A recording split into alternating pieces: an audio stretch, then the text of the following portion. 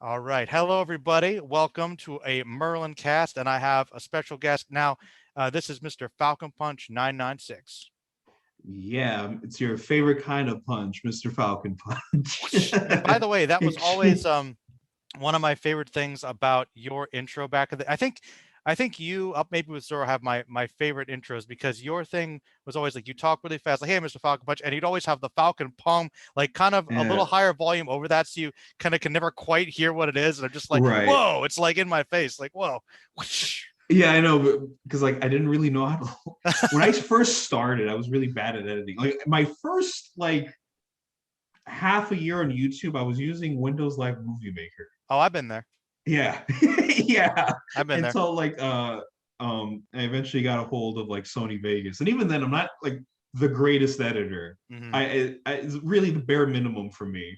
Hey, Uh, don't feel too bad. I was honestly for the first good couple years I was on YouTube, way too long. I was editing with Movie Maker, and only the last couple years I've been using Premiere. So I know how that is. Yeah, I mean, like everyone has their humble beginnings, and then like YouTube's always been like a passion of mine, but like a hobby, but never too much so that like, yeah, I got to do all these like I would love to do fancy edits, and just need to find the time for that, which I Hmm. don't. And I'm like, as long as I can get my point across and show people some cool things, I'm like, I think I'm fine No, there. that's a good goal, and Yeah, I have to tell people because I was so excited about. I've been trying to go through and do these Phantom Group Green Clan reunions, especially with Zoom being the onset. It's like I've been able to get a hold of people, kinda, but people are still busy, and I think I don't know if you're number one, but I think Lunar was really hard to track down because of our schedules. But man, right. we did try this like what? Like this is the third or fourth week. Yeah, yeah.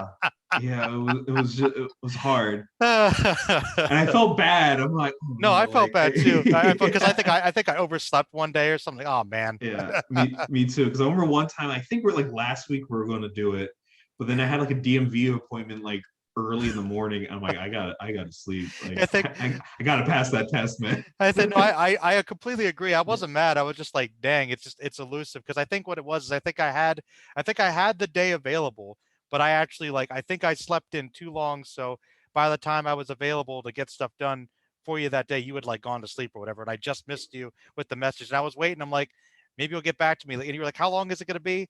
Got back to him, and then nothing. Yeah. Silence. I'm like, It, he went to sleep. yeah, no, I woke up in the morning. I felt really bad, but I was just like, Don't feel bad. yeah, I think it's funny actually, but no, this is great. I got a couple questions set up, and then we could talk about whatever. We've been talking a while anyway, but I don't care. Uh, yeah. just in general, for maybe some people that don't know, want to promote your channel, basically what you're about, what you do there, and just kind of how it's been lately. Since the pandemic, maybe some things you got planned, stuff like that. Right, right. So my whole thing is just to recommend underrated anime and manga. I think mostly lately it's been like a lot of manga, and then I'm also pretty into tokusatsu. I'm trying to make more videos. My next video, which I'm currently working on right now, is a tokusatsu video, which is going to be an introduction to Ultraman, which Ooh, I know a lot of people. I say a lot, probably like five people, maybe more than but that. they were really looking forward to me talking about that because like my introduction to Kamen Rider video was Hmm. one of my more popular videos, which I'm really happy for because that's a um, it's a friend. It's like I'm still new to tokusatsu as a whole, Hmm. and like the toku community on YouTube is still pretty fresh and young. Hmm. And then luckily the past couple of years have been pretty good for toku. There's a lot more streaming methods and official licensing for a lot of toku series. So I'm glad to see that like thrive. Because I kind of think of it as like a nice little kind of like branch off anime and manga since they're kind of Yeah, like very intertwined with each other. So like I like that branching out. Hopefully in the future I could talk more about comics and cartoons. A nice. friend of mine really got me into comic books during the pandemic. Ooh, So I got into like the IDW Ninja Turtle series, which is like nice. really good. Really good. I've I've read been that. Yeah, loving it, and a good couple other choice. comics. So I try keeping it diverse, and then I also do a nice little series called Anime and Manga That Make Me Happy, I saw that. uh, which is essentially just that. I'm thinking of giving it like a different name sometime soon. I'm still workshopping it because I want to talk about like other aspects about being an anime and manga fan that make me happy or that I really like anime openings or Sure. figure collecting, stuff like that. But generally, that's what I do. I've been a little bit more consistent lately. Past 2 years, uh, very little content, but that's life. True. But yeah, that's essentially what I do. That's right. And that works well because I do remember you kind of had two titles. I mean, you're the recommendation master. Come on, Yes. Falcon. Yeah, Gotta the do it. recommendation master and the underrated king, because that sounded so cool in high school. No, yep, you're the underrated, which makes me The think underrated it's king. it's got it sounds like an anime like hero name or something like Yeah. it's just because it has like a double meaning like you're the king of recommending underrated manga and stuff, but you're also like the king really you're underrated, but you're actually the cool guy, underrated Yeah, yeah. underrated king. Oh no, like I remember my friends in university, still to this day, really, every Uh, time I put on sunglasses, they're like, oh look, it's it's my favorite YouTuber, Mr. Falcon Punch. Oh, say the thing. Say the thing. Say the thing. I'm like, oh god, I don't even do that in my videos anymore. I just have like the Falcon Punch and I start the video. I don't even show myself anymore. No, It's very rare. no, but that was always my favorite. You had that intro with the palm and like it gets your attention. You kind of go right, almost like you're beginning the conversation, but it sounds like you're almost in the middle of a conversation. Oh yeah. It's Oh my it's god. it's Yeah. great. No, it's good. I always Yeah. liked it. It was funny, and you always had the smile. It was always really to see how enthusiastic you were, and your channel is very diverse, which I like as well. And you had three titles, obviously. Okay, underrated king, recommendation master, and kind of leads into my Oh first question. I remember. You see where I'm going with this? yeah. Yeah. Okay, you Yeah. for a long time I remember you were the number one, as far as I know, still are Dorohedoro fanboy. Exactly. Okay, Yes. and that leads into my first question because I remember you were like really into it, and I remember you always like dinosaurs and lizards and stuff, which I do too. And so this manga came out, which I'm gonna try and summarize it best I can because I'll admit I don't know a whole lot about it. Basically, it's like a magical world, and you can go into it more. Where basically it's a guy with a giant lizard head, and he was like eating people or whatever. And I was just like, I remember I think I checked out a little bit of the manga a while ago. I thought the artwork was really great, but I fell off it. And then I was like, okay, well, I'm gonna talk to Falcon soon, so I want to have this kind of fresh in my mind. I did watch the first episode because it came out, and I was like, Oh right, right. I bet Falcon likes that on Netflix. So, yeah, man. I guess just tell me a bit about why you like Dorohedoro. Tell us more about it, and I guess what you think about the manga and the new anime. Oh yeah, sure thing. So like Dorohedoro still is one of my favorite series. Since it's become so popular, I still wonder if I'm YouTube's number one Dorohedoro fanboy, but I definitely am the OG Dorohedoro You're fanboy. the guy that At remembered least, before it was cool. Yeah, yeah. yeah, I'm the hipster. But yeah, I've loved the series. It was essentially love at first sight. Because people always ask me like Falcon, how do you find all these series? And like I have a lot of methods, but like early on, my main method was just checking out like recommendations on like my enemy list because you Hmm. can find a lot on there. Um, and so like I was getting into Berserk, and I was just like, oh yeah, cool. Like what else is like Berserk? Um, and then like Dorohedoro is one of the top series. I remember I saw the cover and like it was like really dirty and grim and it had like graffiti on it and everything. And I was just like, that's really cool. What's the series about? And so I learned a little about it. I'm like, okay, I have to read this. And then like it literally starts off with like this big lizard man like chomping down on a dude's face, Yep. a demon guy that's just like, oh, you're not the one. And then he just like slices them up. And I'm like, this is the coolest thing I've read in my life. So dark. Because everyone's like, oh yeah, Berserk starts off really cool. I'm like, yeah, it does, but it doesn't have a giant lizard man. Eating a guy and slashing him to pieces. That is Yeah, true. That is true. yeah, yeah. So like, it was love at first sight, and then like I've said it a lot. Like, it just feels like a series that was like oddly tailor made to me, Ooh. like everything I could ever want, from like unique art style to world building to like that badassery. that dark grittiness, but at the same time, not too dark and gritty to really make you like berserk depressed, where Yeah, you're there's just like like, something. yeah, Yeah. yeah. There's like Dorohedoro is a very like naturally funny series. It's like a series that you could be like very disgusted by one moment, but like it doesn't lay into it that much because it's also hilarious. Like a scene in the series that really highlights that really well is a personal favorite of mine called like the bully sandwich, Okay. in which there's like these like shitheads that are like bullying some characters, and two of my favorite characters like Shin and Noi come in and like they tear one dude apart, like they slice him vertically, Oh. then like they kind of use them like sandwich bread and like just slam them against another, Oh. and like it's disgusting, it's brutal, but it's hilarious because like the way it's done, it's so comical, and like you just have these people that just murdered a guy. They're like bully sandwich. And I'm like, and obviously, like I was in high school when I first checked out Dorohedoro, so So like, awesome. yeah, so like naturally, high schoolers are still like, drawn to that kind of stuff. But even then, it's like, it's not like Dorohedoro was edgy. It's very fun. There's friendship and Uh-huh. all that cool stuff. It's just like everything I could want. There's dinosaurs, there's magic, there's demons. Hmm. Um, all that stuff, and it get wrapped up really nicely, at least in my opinion. And Okay. the series author Kyo Hayashida, who's absolutely amazing. I love her artwork. Hmm. It's She has good, a yeah. new series called Die Dark, which is like a sci-fi series Ooh, okay. with the same kind of weird, dark, brutal flair to it, which has been really fun. And it's still new, but I definitely want to make a video on it when it has like a little bit more to like chew on, Mm-hmm. The to sec. talk about. Otherwise, it's just going to be me coming in for like a few minutes, being like, "Yo, the series is awesome. It's made by the same lady who did Dorohedoro. Like, check it out." I'm number one Die Dark fanboy Yeah, now. yeah. See, I can start taking that Ah, title. ah, Yeah, I can start taking that title soon. gotcha. No, well that's really cool. I should definitely actually read it. I didn't know it finished. How many chapters did it have? um, I want to say like I don't know the exact title amount. I want to say it's like in the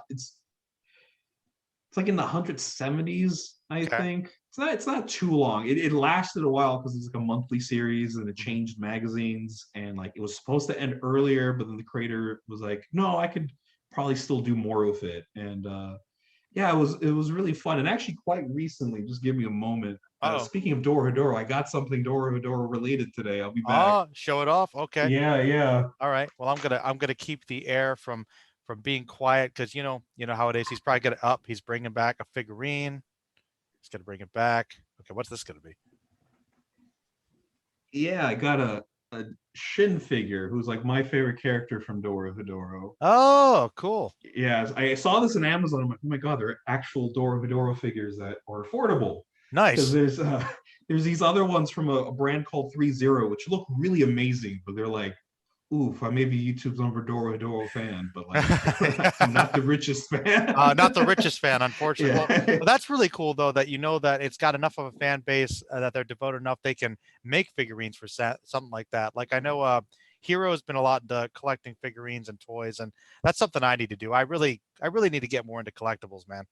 Oh yeah, it's been a curse with me because I remember like way back in high school and like early college, I'm like, yeah, figures are cool, but like I don't see myself getting into them. I'm like, because they just kind of sit there, Hmm. gather dust, and you look at. I was kind of like, I don't know, like I wouldn't mind if someone gifted me one, but like I can't see myself really getting into it. But then someone did gift me one. It was a Gohan, Oh and yeah. I'm like, oh, this is really cool. And I'm like, he needs a friend, and then which was then it was like Lupin. And then after that, I'm like, oh crap, like now I'm addicted to this stuff, and That's awesome. Now so I'm kind yeah, of the same way. I feel like if like I've got a few here and there that I might pick up at like a convention or something, but yeah, I'm the same way. I don't really like I don't have a whole lot of money to spend on that, but if I do, I might splurge at some point. And you're right. If somebody gifted me some, I wouldn't say no to it. Some awesome yeah, figurine, that's for sure. But yeah. okay, well the Dorohedoro manga ended recently, so I got to ask you. I watched the first episode of the anime available on Netflix, which got me thinking about your thoughts on it. And I definitely got like that dark, gritty atmosphere from it. Like I liked the world. It seemed kind of like it could be maybe dystopian or something. Maybe you can enlighten me a bit on that. But I liked the designs, and I can see what you mean. Like it's definitely dark and kind of left me feeling a little unsettled. But there is kind of like an offbeat humor to it too. Right. Like when he kills the guy immediately, like I was like, oh, what? Like was I guess he must have been a bad guy, or maybe he didn't care. But it was interesting. So I still don't know a lot. I guess I was curious what you thought about it because it's doing one thing, man. That the last like maybe like 5 years or so, maybe before that, since the Berserk movies or something like they used to have CGI kind of in anime for like mechs or in the background, but now they're doing Right. this thing where like all the some of the models or all the models or CG, like the Godzilla movie anime movies and that Beastars and like other stuff. Like it's all it's anime, but it's not 2D anime, and it's like it's a little jerky and weird, and I don't really like it that much. And Dorohedoro's got some of that. Yeah, it does. I remember that was pretty alarming to me when it first got announced, when I saw the trailer, because I was like, oh no, it's like it's going to go down that path. But I've kind of warmed up to CG. Obviously, it's not my like, most favorite thing, Hmm. and having a because even then there's some full 3D series I think look nice. Like I think Beastars Yeah. No, no, was adapted pretty. yeah, Yeah, yeah, like Beastars actually my fiance got me to watch the whole thing, and I'll be honest, I was like Beastars, like, this is weirding me out, but you know what, man? I got into it. It was like it's R-rated Zootopia is what I call it. right, right. I mean, I just started the manga a while back, but I've seen clips of the anime, and Hmm. I'm like, oh, they adapted this pretty nicely. Hmm. And so I've warmed up to CG, but like at first I was a little bit alarmed because I'm like, oh no, if they're going to do this to my Dora favorite Dora. series. Because obviously, when your favorite series gets adapted, and especially if it's an underrated series, you wanted to have like the best looking adaptation because that's what's really going to get people into it. Sell it, yeah. Yeah, that's what's because like, I've had like so many friends because I think I've told you I was like a president. I was the first Anime Club. president of my university's anime club. Yeah, Yeah, yeah, I remember that. yeah. Yeah, And yeah. I've told so many people about Dorohedoro, and I got a lot of them into Dorohedoro, but still, like this was going to be the selling point for a lot more other people. So I'm like, no, Please. this has to be perfect. Like, please, like let this be the greatest thing ever. And like CG turns a lot of people away. There are some moments in the anime where it's like, especially with the main character Kaiman, Hmm. it looks a bit like not the greatest, but I feel like at least in terms of the backgrounds, they did an amazing job with backgrounds. I felt they definitely did that justice because that's a big part of Dora for me. Like, a lot of that dirty, bleak, but also like fantastical work that It's goes got into like the architecture.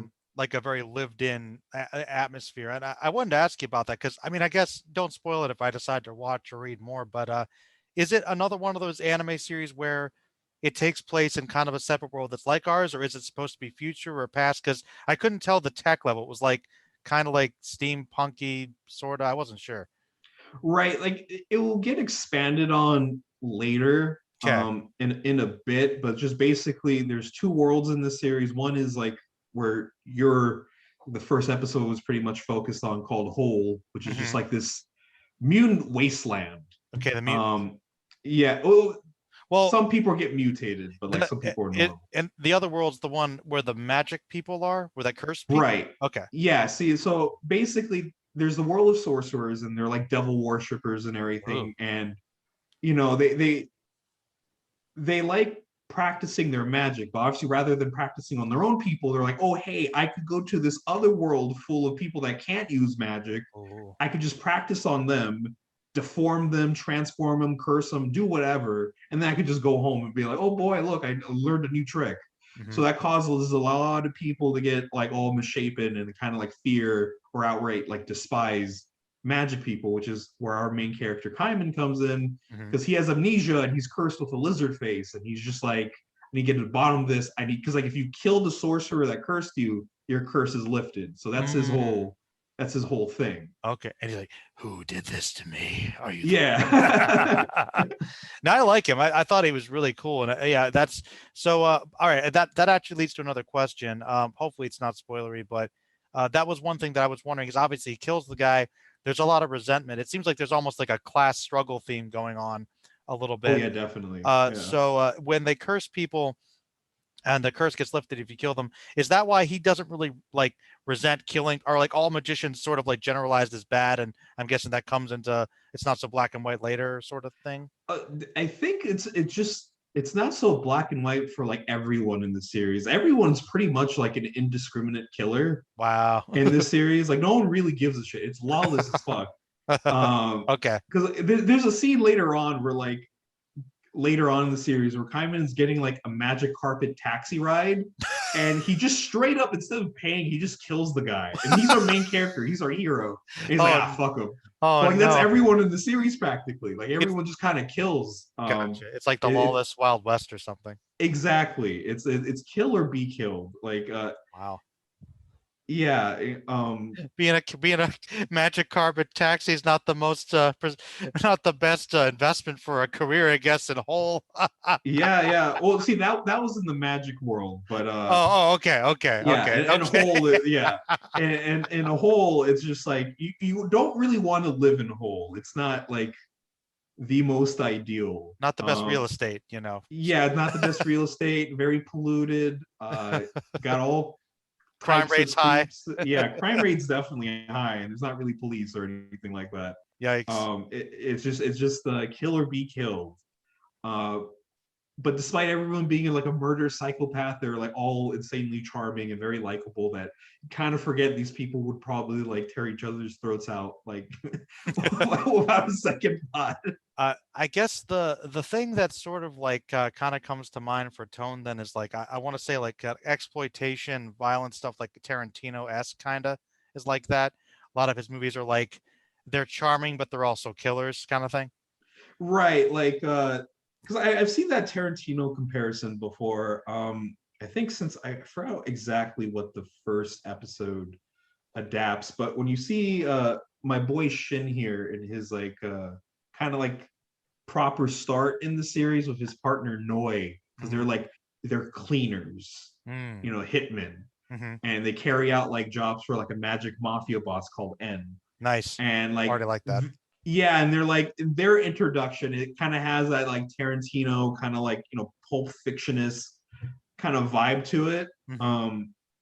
Doesn't linger on like too long. It was mainly that debut scene where it really had that like, oh, this kind of feels like a Tarantino uh flick kind of, but it's still like its own thing. But like the cast is like super charming, and it really grows throughout the series. There's so many characters, but everyone still feels like they get a good amount of spotlight. Nice. Does the anime adapt most of the manga, or is it gonna get another season? I didn't see how many episodes it I, was. I think it's going to get another season. I hope so. Netflix seems to be pretty good about giving their series, more seasons. Mm-hmm. Um, so like the anime is like 12 episodes plus specials, which I'll get into that later. I'm really happy they did the specials. But yeah, there probably should be a second season, because the way it ends, the first season ends, it's kind of like to be continued. It's kind of Ah, like that.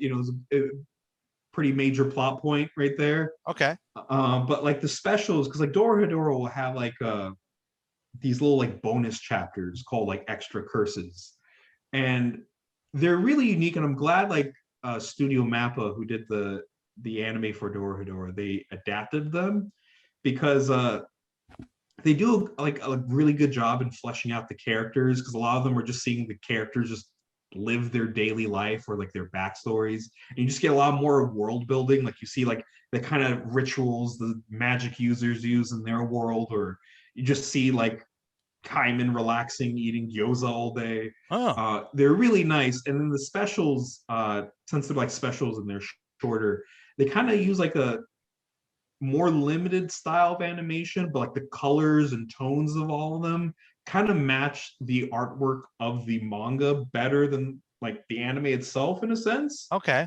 Um, Even though how limited it is, but it really works, and I'm just really happy, because that's the one thing with the Dorohedoro anime. Like, yeah, sometimes the CG isn't the greatest, but I felt there was a lot of passion put into the anime. Mm-hmm. You have all these different ending songs. There's a lot of Easter eggs in the background. If Hmm. you're like if you're a big fan of the series, that you'll see. Um, the voice work is great, both sub and dubbed. I was actually very pleasantly surprised with the dub. That's good. Uh, and then music's on point, Music is good. and Yeah. yeah, and then just the fact that they adapted those extra chapters, I feel was also a very nice touch because I feel those are kind of essential from really getting the full Dorohedoro experience. That's cool. So it kind of helps flesh out the world. Well, I'm happy to hear you say that because it sounds to me like, I mean, I could tell even with the animation, even though I'm not a huge fan of the CGI, it looked like it was still very detailed and they were trying to kind of emulate the manga's artwork very well. And it sounds like there was some love put in it for the fans of the show. So that's pretty cool to hear. Yeah, it's definitely good, and like I feel like some CG heavy series, like I'm not sure if you just get used to it watching week to week or as you're binging it, but it feels like it gets slightly better and less used as the series continued. Hmm. And then even looking back on it, because I remember I was like making a Dorohedoro video like a few months ago, just talking about the CG. I'm like, oh yeah, it wasn't the greatest, but then I went back and checked it out. I'm like, no, it's not that bad. Because obviously, when you think of really bad CG, you think of like those very infamous adaptations of Berserk, What? which What are you yeah. talking about? No, dude. Oh, I didn't even get through that anime. Oh, I, That I was, I watched both seasons somehow. wow. Good for you. I was so off put by that, man. Yeah, I mean, it's just weird because it's just kind of like how did it happen? Well, I think the only thing I can think of is I know that the movies that came out a while back, they were a big deal, I think, getting people interested in Berserk again, and they had some CG, but it was like a mix, you know. Right. I don't know, maybe is it I guess it's just cheaper to do things digitally than with normal cell. I uh, mean, like I it is for sure. And there's a lot of animes that I like that do have a very unfortunate amount of CG. mm, Um, for example, like currently on this season, like there's the Dragon Quest Adventure of Dai, which can look really good on its own, but then sometimes you'll get like a whole sequence that's just like CG, which the CG itself is not that bad, but it's all right. very jarring. I don't want to give you the impression that I'm like I always have to I feel like I have to put a caveat that I'm not like a CG hater. Like I think that digital animation and CGI and all that stuff is a great tool and it can look really good. I've always been a big fan of practical stuff and even old Right, school like right, for sure. with movies and stuff I like that and with 2D animation I'm just a big fan. But I will say that like when it's used properly, like I forget, did you ever see a Gankutsuo, the Kana Monte Cristo? I've seen a couple episodes. I really need to go back and like watch it all Yeah, the way through. I remember that was one like when I was like starting to meet all you guys on here. That was like one I had watched recently. It's like an anime class. Like I gotta rewatch it too. But that was a great example of like visually they had some digital CGI like for the backgrounds, and sometimes he'd wear like a robe or something that was CG with glistening star designs, and it looked really cool. It was not off-putting. Like it was really nice to look at. So there's a way to do it well. Yeah, there definitely is a way. I think anime's still trying to figure that out because Mhm. there's some shows do it better. It depends on who's behind it if they actually because it still is kind of like a different tool to make anime Mhm. that I feel just hasn't been like 100% like finally pressed yet. But we're No. definitely getting there. I feel like recently a lot more CG influenced or heavy series have like done better, I would say, compared to like how it used to be, at Oh yeah. least in my opinion. No, it's definitely gotten that way. I mean, they were starting to do that like I think 20 years ago, and you could tell it's getting better. Yeah, I Um, mean, I saw its debut in that Golgo 13 movie, and I'm like, yeah, we've come a long way since that. yeah. But see, like at the That's time, funny. that was revolutionary. Yeah, exactly. Yeah. No, like that's also important too. Is I'm also not too hard on stuff that's older because you got to remember the stepping stones. It's like I talked to Dad about this a while ago. It's like it's the I don't want to get off on a tangent here, but like I think people sometimes if they're used to newer things and they go back and watch something older, like man, that's crappy. Remember the stepping stones, like it's innovative at the time, and you wouldn't have the stuff that's cool now without these people here Oh doing yeah. it this way. Oh no, trust me, I'm very big into that. See, I've been wanting to make a video like that to just get more into that tangent for a bit. Um, Sure. because that's definitely like that strikes a chord with me. Because like when I was a anime club president, I heard a lot of hot takes, but they weren't really hot takes to everyone else. It was just a hot take to me. Okay. Uh, He made you mad.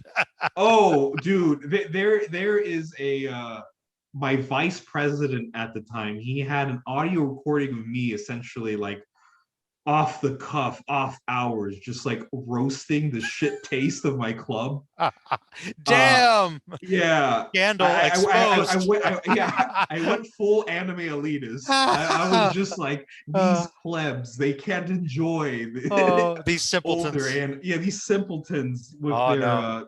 popular isekai cannot handle the fine wine that is a Shiro no Joe. Like, Yes. Um, um, oh wow, that's great. Hey, look, I'm guilty of that too, but I think that might just be, it's possible that could just be a reaction to people constantly, putting down older stuff without giving it a chance, you see that was my thing because I actually did kind of in a way.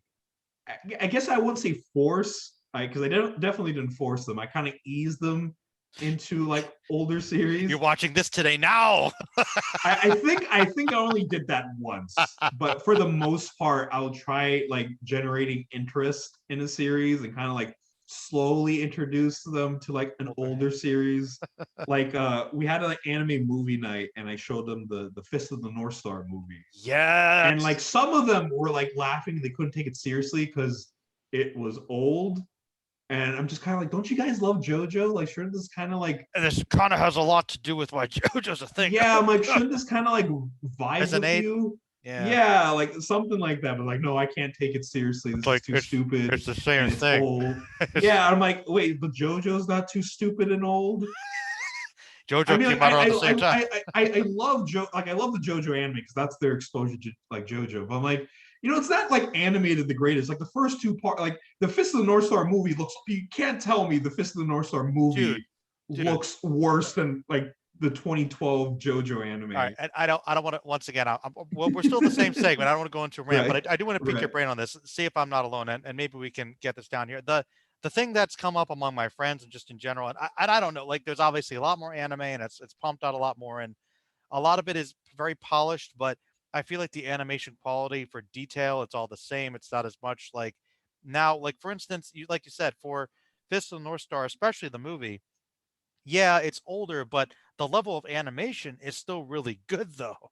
Yeah, and that's the thing because like that's what I was trying to get across to my university friends. I'm like, because even like I myself, it's not like I just became an anime fan. I'm like, yeah, I'm just gonna watch series from the 70s. Like when I first read Devilman, Hmm. uh, I didn't like it because I'm like, I don't like this art style. It's kind of shitty. Now it's my favorite. I love it. Go Nagai is one of my favorite artists, one of my favorite creators. I absolutely love his art style, both old and new. Hmm. It does take time adjusting, but I feel like a lot of anime fans should really dig into that because like I feel that it's like a barrier. Once you get used to it, you're like, wow, you get to see the stepping stones, or like if you have a favorite series, you get to see what inspired it. There's a really great video. I'm not sure if you've seen it from another YouTuber named Shabes. I think the channel is called Caribou Coon. He Nope. did like this massive, beautiful 2 hour video going over like the influence of Gurren Lagann, talking about like Gundam and Getter Robo and Zabungle and Nice. Shiro no Joe. And it's like that's why I feel it's very important for anime fans. And I don't want to make it sound like, yeah, eat your vegetables, but I feel like you get a lot of just going back a bit and like seeing what's out there. You might even find a new favorite series if you do that, or favorite creator. Yeah, yeah, that's a really good point. You could say that about anything like creative Exactly. artistic Yeah. entertainment. You're right. It's like that's an excellent example. Like something like Gurren Lagann obviously is considered this pinnacle, but it's also because it's inspired and building upon and playing with the tropes of all this other great stuff that came before, you know. Exactly. And I think people have a tendency to overlook old is worse. I just hate that argument. It's Oh so, yeah. and I don't know. Well, and this is I guess the other question I have for you. And I I mean I think I know how you probably feel, but there's something about, maybe it's, and I don't want to say I necessarily grew up with it, but there's like that, the grittiness of like the 70s, 80s, even through like a lot of the 90s anime. There's just something about the animation style and the more gritty nature of it, where everything looks much more polished now. I kind of appreciate that sort of retro earthy art style. It's kind of like production style. I don't know exactly what that is. It's almost like a grindhouse feel, like the '90s OVAs and stuff. I like that stuff a lot. I don't know what that is. Yeah, exactly. Like there's an aesthetic to it all. Sure. Whenever you check out like any kind of aesthetic music playlist, and there's like an anime GIF or something on it, it's usually like an 80s anime. Why? Because it's aesthetic as fuck. It just looks really pleasing. The colors, the style, it's retro, but it feels fresh. A lot of that. Like just like like the Neo Tokyo or Dark Side Blues, just something like that, like Yeah, that stuff. exactly. And I don't know, that's like, I guess I was like a little young when that stuff was big. I kind of found out some of it a little later, but I just remember like that right there, that stuff combined with like Astro Boy and Speed Racer was really like kind of was like the only exposure we had in anime until like Dragon Ball, pretty much. Right, Like that was it. right. And I think that was very niche. And there's just something about that's the hipster thing. Like, oh yes, this, because I remember I remember when I was younger in video stores, if you remember what those are. Oh no, yeah, I still remember those. Yeah. Long before there was really an anime section like it was known, there might have been like, I don't know, like 15 or a dozen VHS tapes of OVAs, and they were anime like that, like Biohunter or something, and they were just in the special interest section with like wrestling and docs. It was like the weirdest, like they didn't know what to call that, so that was just there. Right. That's where anime was when I was a kid. Right. Yeah, see, like I kind of missed out on that. Like I was around for video rentals and everything, but I didn't really know that much about anime. Like I didn't know Pokemon or Yu-Gi-Oh was anime at the time. It wasn't until much later, until like Dragon Ball Evolution. Oh I no. think I've told you that Dragon Ball Evolution is the sole reason why I'm here. Sorry, I swear, like I probably would have gotten to anime eventually. Oh no. Eventually I would have, but I don't think I would have gotten into it like at the time I did.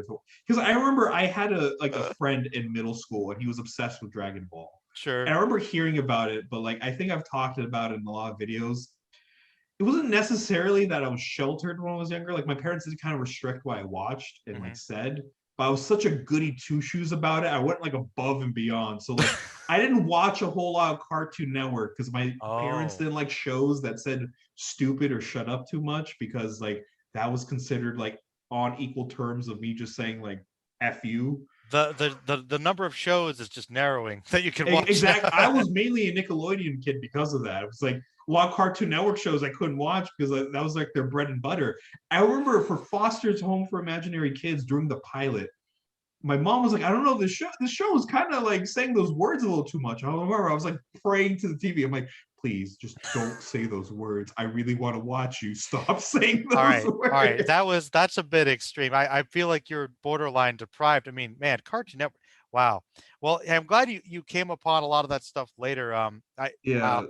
No, that's funny though, because I don't want to make it sound like I knew anime that early on. Like when I was a kid, I didn't know. But yeah, when I've mentioned it before, when I watched Dragon Ball and Pokemon, like I didn't watch much Yu-Gi-Oh, but Sailor Moon and stuff, I knew it was different somehow, but I didn't know what anime was. And then I think it was actually my sister who got more into anime and started reading manga. And it was actually because of her that I got introduced to the concept and exposed to more shows. Like Inuyasha, I understood that was an anime before I actually realized that, oh, that's kind of the same thing as Dragon Ball Z.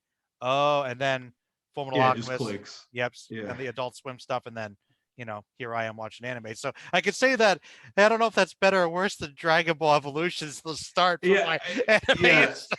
After Dragon Ball Evolution, because I had that friend in middle school that's just like, yeah, I love Dragon Ball. It's the greatest thing ever. It's like I watched the movie, being like, being a normie. I'm like, okay, this is a good introduction, right?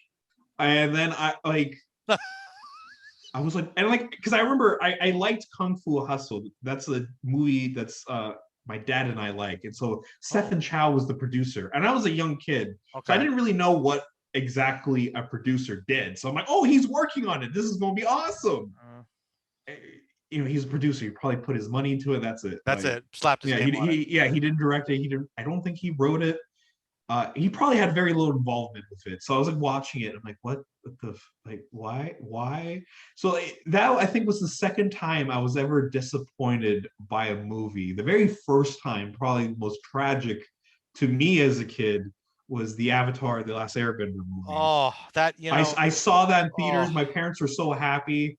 They were oh, just like, "Oh, you love this show. We're going to see the movie together and everything." And my parents did like watch a bit of the show, and they really liked it too. sure. And we saw the movie. My mom didn't mind it that much. I was like mortified by the movie. I remember I strictly went on a bathroom break out of disappointment. I didn't pee or anything. I just sat in the stall for a bit, and I was just like, what did they do? Like, I didn't know movies could be bad back then. I was like a kid. I'm like, could a movie disappoint you? And then you learned. Yeah, I learned movies could be bad. Oh, and that's like universally reviled. Like, man, I like with Dragon Ball Evolution, I've kind of come around on it a little because like I realized that it's it's kind of got some like guilty pleasures, so good it's bad elements. Like there's some fun. You could like, sometimes my friends and I get together and we'll have movie nights. We'll drink to whatever. Right. Like it could be okay for that. And there are some elements of the story I guess they kind of got right. Like I can't even remember now because I don't.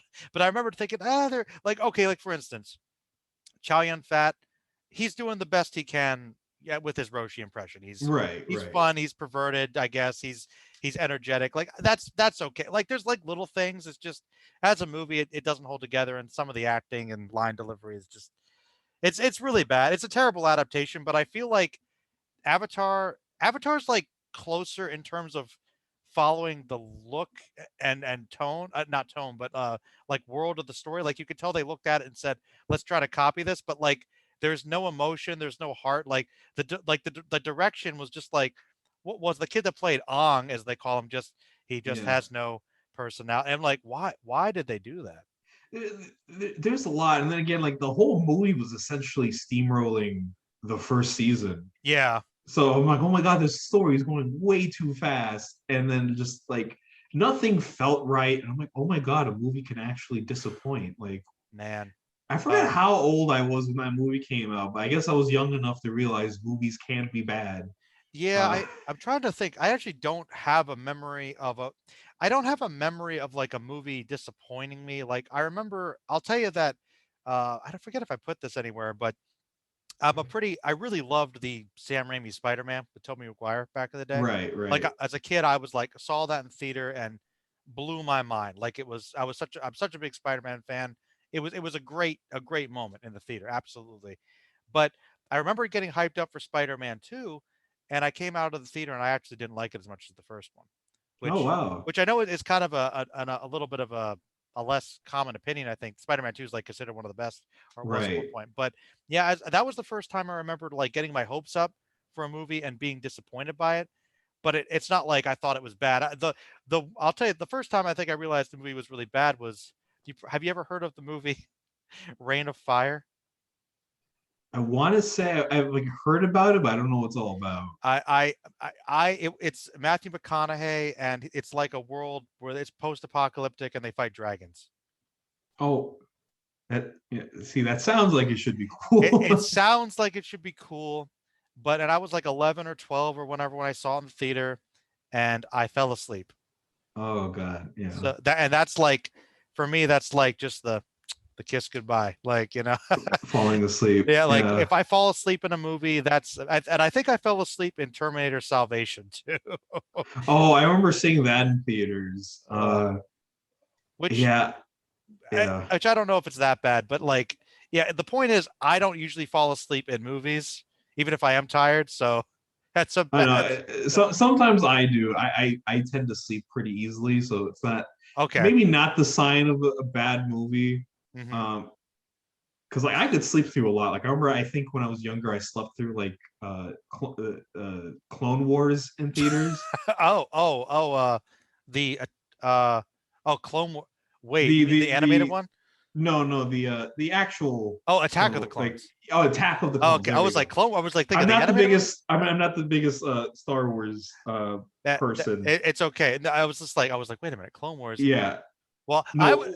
I used to be. I saw the Clone Wars animated. Like me and two of my buddies, we were alone in the theater when that came out.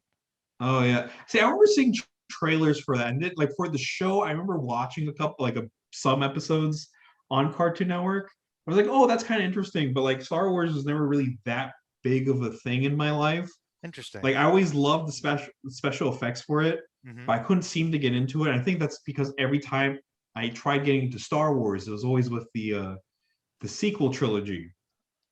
Because like I was trying to go chronological order, and like it did, like I didn't really like it that much. Like I saw Phantom Menace, Attack of the Clones, I obviously fell asleep, and like I kind of lost interest by the time Revenge of the Sith came out, which a lot Oh, of people like that one.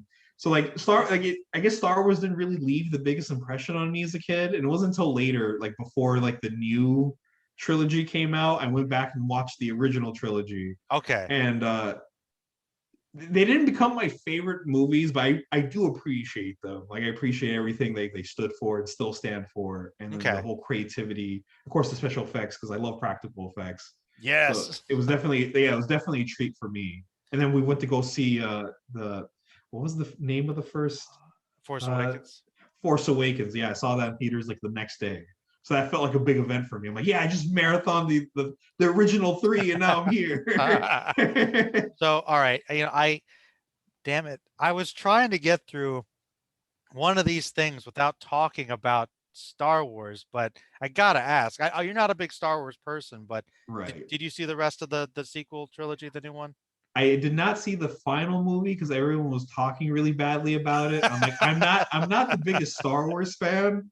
So like I'm curious about it because obviously the initial reaction, like, was it really that bad? Nah. But yeah, it's just like I was never that passionate about Star Wars. Like I think it's cool and I respect it and this, that, the other, but it's never been like, I guess, my thing, oddly enough. Like I don't have that much of an attachment to it. Like I remember one of my good friends, he's really into Star Wars, and yeah, he didn't really because like he reads the comics and watches the shows and Wow. all that. He's really into Star Wars, and like that movie kind of disappointed him. So I'm Wow. like, oh, okay.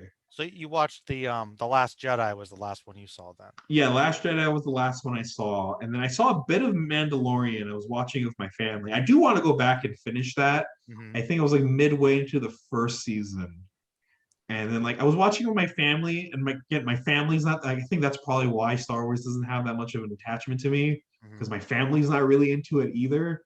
So they Gotcha. kind of stopped watching it. It was like something we were watching during quarantine, and then Mm. I kind of forgot about it. We ran out of the Disney Plus subscription, so I'm like, Oh, oh, like whatever. Well, we had hey, like a month free trial. you did better than me. I was supposed to watch it with somebody, and so I haven't really like I watched the first couple episodes. I do really like it. It's kind of what I want. But I'll tell you something funny about Star Wars is like I think like I always kind of felt pretty passionate about Star Wars and Star Trek evenly growing up. Like it was about the same for me. Uh, but for some reason, like okay, back after the prequel trilogy came out and all that stuff, and they had the Clone Wars cartoon, and obviously got books, comics. Star Wars has always been this big thing, and that was around the time that it was starting to really blow up again. And I was just like, I remember around that time, like I ended high school, I was like, I think I'm not as big of a Star Wars fan because there's just so much of it. Like I need to take a break from it. So think about that in context to now, where it's like Yeah, it's even more overblown. Probably it's like I still like it, but I get it. I don't. Rise of Skywalker wasn't that bad. It was like it right. was stupid in a it, fan fiction. Throw everything at the screen and see if it. I had a fun time watching it because I kind of turned my brain off. Right, right. Yeah, it's just amazing how like because I remember when I was younger, obviously we had like the sequel trilogy or the prequel trilogy or whatever it's called. But it was just kind of like, wow, we only have like these movies. And I guess there was the games and books, but I didn't have that much knowledge about them. But I'm like, wow, this is a really massive cultural impact. And then like now it's just it feels like every couple months there's like something new for Star Wars. I'm like, oh wow, okay. Uh That's true. yeah. All right. Well, somehow we turned that into a massive thing. But before we end the end of the first question, Right, right. I No had worries. you piqued my curiosity. You said that Dorohedoro is one of your favorite series, but have there been any new ones you could recommend that you might have topped it? Not necessarily topped it. Dorohedoro was definitely in that you know like god tier status for me. But like there's other series that I really like and passionate about. Like there's Kaneko Man, which is Yes, a really yes. fun superhero shonen that is both the most stupid as well as I think oddly smartest shonen series out there. Hero really likes Uh, that one. Yeah. right. And then recently a series I really loved, which I'm not sure if you've heard about because it was pretty popular while it was still ongoing, but Chainsaw Man. No, I never heard of Chainsaw Oh, Man. Sounds great. Chainsaw Man is fantastic. It's probably one of the coolest things to come out of Shonen Jump in like forever. How have I not heard of Oh, Chainsaw Man? dude, you have to read it. Like, All right, it's such a good all right, series. It's I'm gonna put it on my phone now. yeah, Chainsaw Man. it's so good. And then like the author Tatsuki Fujimoto is quickly becoming one of my favorites. Before Chainsaw Man, he had another great series called Fire Punch, um, Nope. which was absolutely awesome. Um, but yeah, Chainsaw Man's it's wicked. What else? Obviously, I like Devilman. That's Mhm. pretty good. One Piece was. I don't like it as much as I did back then, um, but it is a very important series to me. Dragon Ball Evolution is what got me into anime, but One Piece is what made me stay with anime. Kept you. Okay. Okay. That's what kept me for a good portion of my life early in high school. Like One Piece was my life. Okay. So that was like my bread and butter every day. I'm just like, oh boy, One Piece, fantasize One Piece. Like I don't think I've ever quite like fallen that in love with a media franchise. Okay. Because like when you're younger, you really get invested into something and like it just becomes your everything. Like Yeah. that was for me, that was like One Piece. And I feel lately I still get that attachment from it because a lot of my friends from university, when I was living in Dubai, either they started getting into One Piece or like they're fans of One Piece now, and like I kind of follow their journeys, and it's so fun seeing them like go through certain arcs, seeing the whole Marineford thing for the first time. Because I've gotten like 5 different people's reactions of that, and then Nice. two of my closer friends, we formed like our own group where we just talk about One Piece, and one of them actually binged One Piece like 2 years ago, and it quickly became like her favorite thing ever. She didn't think she was going to like it. It wasn't really her cup of tea, like Hmm. shonen action series, but like Hmm. One Piece was just magical to her. And it was just kind of like magical seeing her experience of that. It was like very nostalgic in a way because I'm like, yeah, I remember when I felt that way for One Piece, when I had like this burning, ever consuming like passion for the series, which I don't feel now, but I've been following the series for like almost 10 years now. So I guess that kind of happens with age. No, oh, well, I'm sure it does. I can relate to that. But that's a really cool thing. I feel there's bits and pieces of One Piece I have seen and I need to catch up with it again. I read a decent amount of the manga, but yeah, One Piece is a good show, and I think that was another one that I think I was turned off to initially, probably because of the infamous 4 Kids dub and stuff. I thought that it was like a dumb show, Oh, right. but Yeah. I through honestly through here I knew that a lot of you guys on here loved it. It was obviously one of the big things. Still, so I guess still it's pretty much the biggest shonen right now. It Uh, still is. I think Demon Slayer is giving it a run for its money, but Demon Slayer ended. Demon Slayer, So what people were talking about, and I guess Boruto kind of is, yeah, right. I mean, I don't see that many people talking about it. And when they do, it's either for a cool animated scene in the anime or it's just people complaining about it. Yeah, I mean, I guess it's big name things, but you're right. People still generally like One Piece, and I do think it is one of those shows that definitely has a good feel good aspect to it, and really cool world, and a big ensemble of really cool characters. And Yeah. I guess maybe it's the art style too. It's a very unique kind of weird cartoony style. People might be turned off by initially. Maybe because I remember when I was first getting into anime after Dragon Ball, like, okay, how do I get more into this anime stuff? And I had a really slow computer at the time, so I couldn't really rely on that. Hmm. So from like some anime forums I scrolled through at the time, it just talked nothing about the big three. Big three, big So three. I thought that was like, okay, that's the only other anime out there.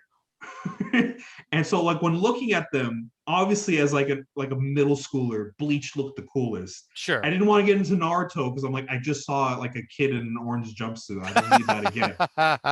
And then I eventually really wanted to get into Naruto because I saw like my friend play the Ninja Storm games, which kind of Oh, spoiled me in a really big epic moment. But I'm like, oh my gosh, it looks so cool. So I got into Naruto. those are fun. One Piece was the final series I got into. I remember I was kind of reluctant because I'm like, I don't know, it looks kind of goofy. The main character wants to be a pirate, but he looks like a farmer. I don't know, like it looks kind of goofy. But like I don't know. The first episode really hooked me and it really engaged me. I'm like, wow. And then for like a good year, it just became my life. Like, Nice. uh, yeah. Wow. So one number one One Piece fan, I guess. Damn. Yeah, for a while. I remember I was convinced, like after the Alabasta arc, I was convinced. I'm like, nothing could compare to One Piece. That's impossible. But Wow. then I got caught up to One Piece. It was kind of hitting its like some slower arcs, and then Dorohedoro came into my life, and like I mentioned earlier, it just felt like a series that was tailor made for me. Everything I could ever want was just in there, and it was so cool and so unique, and no one was talking about it. I'm like, holy crap. And then eventually that became my favorite series. I don't think I've found anything quite that tops it yet. Okay.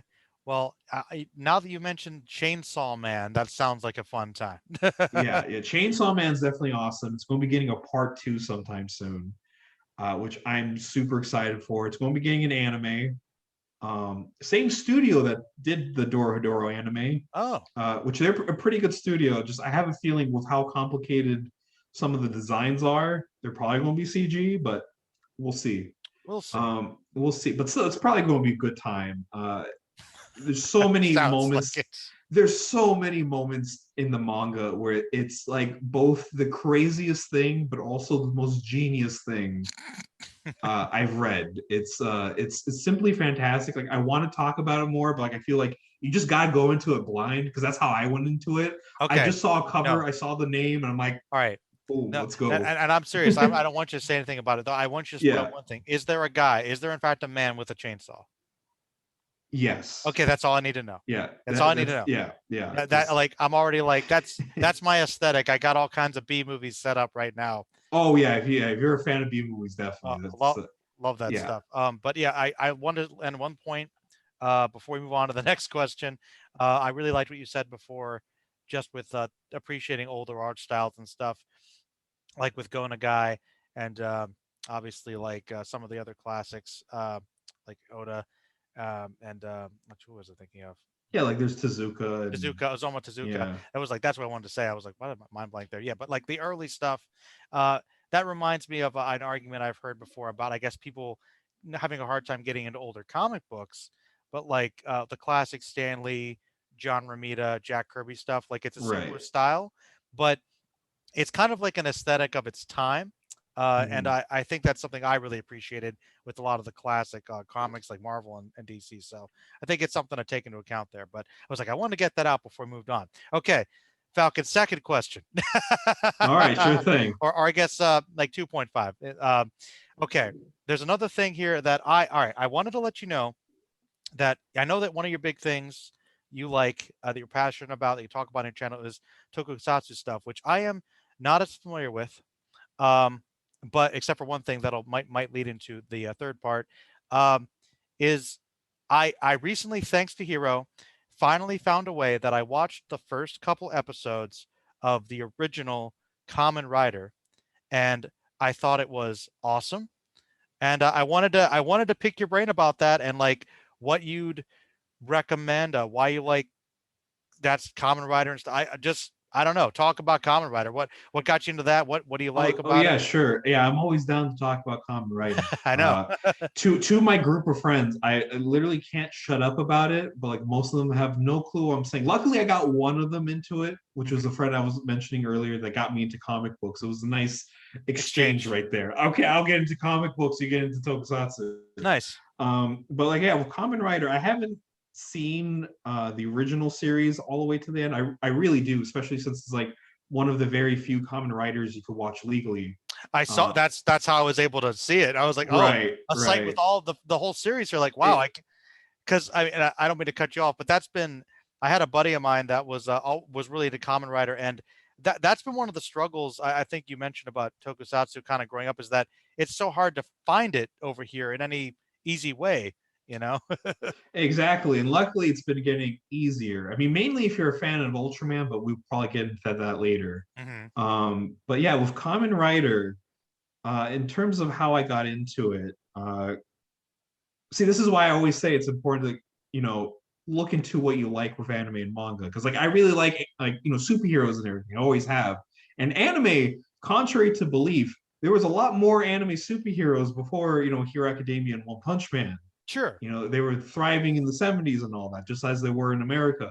Hmm. And so obviously when it comes to Japanese superheroes, one of the biggest names out there is Shotaro Ishinomori, who created, you know, dozens of superheroes and even beyond superheroes. He did a lot of good sci-fi series and even Hmm. like a crime series, which I haven't checked out yet, but you know, he did a lot. He's definitely one of like the godfathers of like anime and manga, maybe even Japanese pop culture as a whole, I would say. Oh wow. Okay. But he did Kamen Rider. He also kind of like created Super Sentai, which is, you know, is like Power Rangers. yeah, Power Rangers and all Yeah. that. So that's two big tokusatsu giants among like plenty of others. And then there's like Cyborg 009 and all that. Hmm. So I was obviously when going through all these like older mangaka, I'm like, oh yeah, Kamen Rider. Like I've heard of it. I've seen it parodied. If you're an anime fan, you've probably seen dozens of Kamen Rider references and just like never realized it.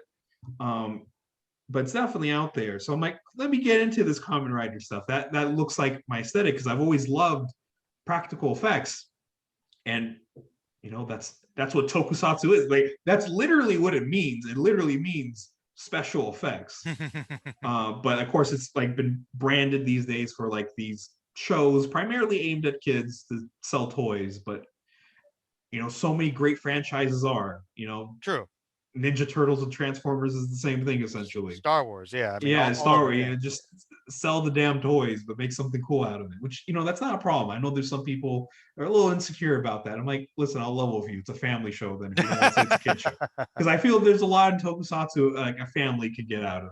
Sure. But you know, I love special effects. I love superheroes, and I think around that time when I was getting into Kamen Rider and like Tokusatsu as a whole, superheroes were just getting darker and edgier and like grimier or wanting to be grimier, or they were so focused on building, you know, universes and things connecting that I was kind of getting sick and tired of it. Uh And huh. I'm like, I don't think I'm done with superheroes. I just don't like my superheroes like this. And then in Kamen Rider, you know, it's all about justice and friendship and doing the right thing and the heroes smile and Uh huh. you know, all of that. I'm like, yeah, that's what I like. And they kick the crap out of monsters and they have cool transformations and like it's practical suits. Cause I feel like my problem with a lot of superhero movies these days, it's like either the suits don't look that good or it's they don't really focus on the suits. Hmm. You know, I want cool transformations and everything like that. I feel literally anything is better with a transformation. I've gone on record with my friends.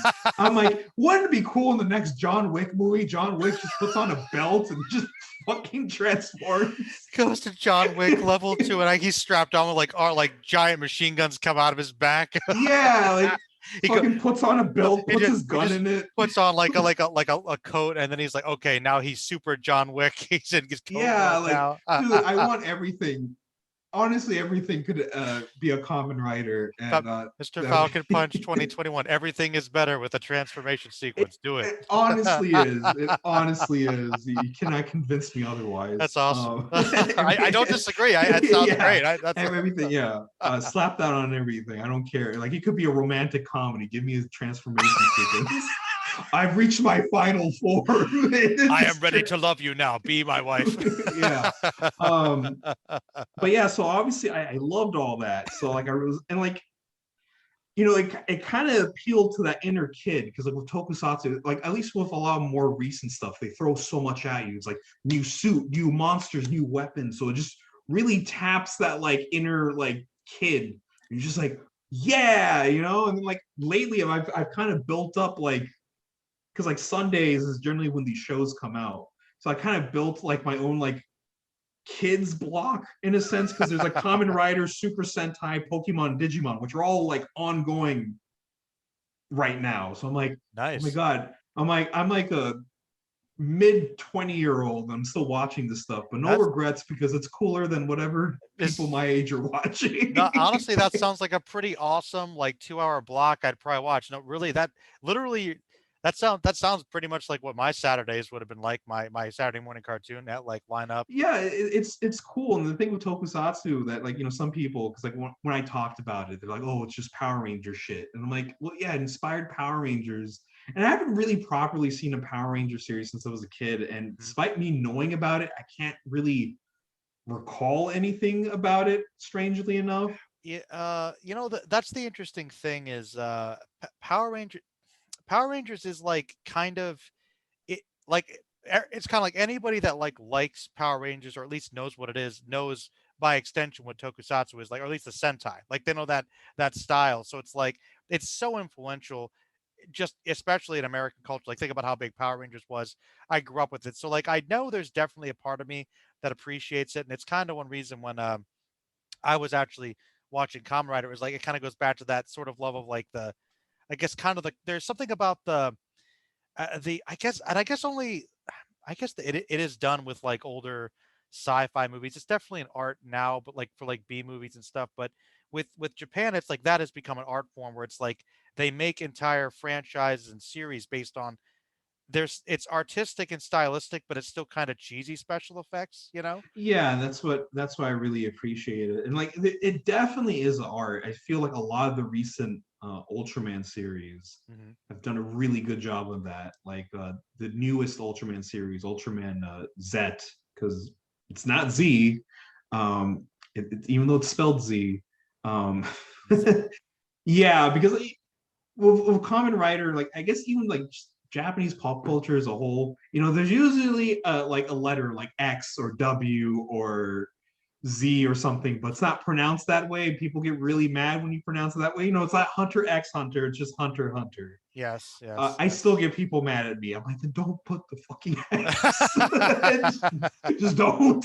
Well, I think, but it looks cool. It's a cool Yeah, it visual. looks cool. That's the thing. But I'm like, then let me call it Hunter X Hunter or something like that. But No, anyways, no, for you will not do it. It is Hunter x Hunter. yeah, so like with Snobby anime Ultraman fan. Z or Zet or Zed or however you want to call it, there's so many episodes that looked amazing, and like the way they played with perspective Hmm. and like lighting and all that. I'm like, honestly, like I feel like they do like giant monster stuff better than like most Hollywood movies these days. Mm. Just because of all the like the pure passion and creativity, which is why I think I love Tokusatsu as well. Because to make it, like, sure, in a sense you're trying to sell toys, but there's a lot of passion going into it. You don't just make all of these miniatures and costumes if there was no passion involved with it. Otherwise No, you just CG everything. If there wasn't exactly. that much. Exactly. And I mean, and that's something I really appreciate about it, that aesthetic that I like that it's carrying over, especially I think that's one of the big areas it is. And it's like, yeah, you could argue that it's like fake, but like it's stylized and it's cool. It's like yeah, I know exactly what you mean. Like I would prefer seeing an old school Kamen Rider outfit to like some big overblown CGI thing, you know? Exactly. And then like I think like Cinemassacre James Rolfe Hmm. probably said it the best, but with the practical effects, it honestly, looks more real than CG, just for the fact that It's it is real. it is It there. is it's tangible. It's actually there. Hmm. And like sure, sometimes it might like cheesy, get a new Ultraman series and the Ultraman looks brand new, but they're using a monster from the '60s that has like googly eyes and everything. It's just like that, but But like, like it's look, real. it's like I said, like I love an old sci-fi like the Star Trek or Doctor Who special effects. It's like that, and I Yeah, appreciate how it's like silly, but you know what?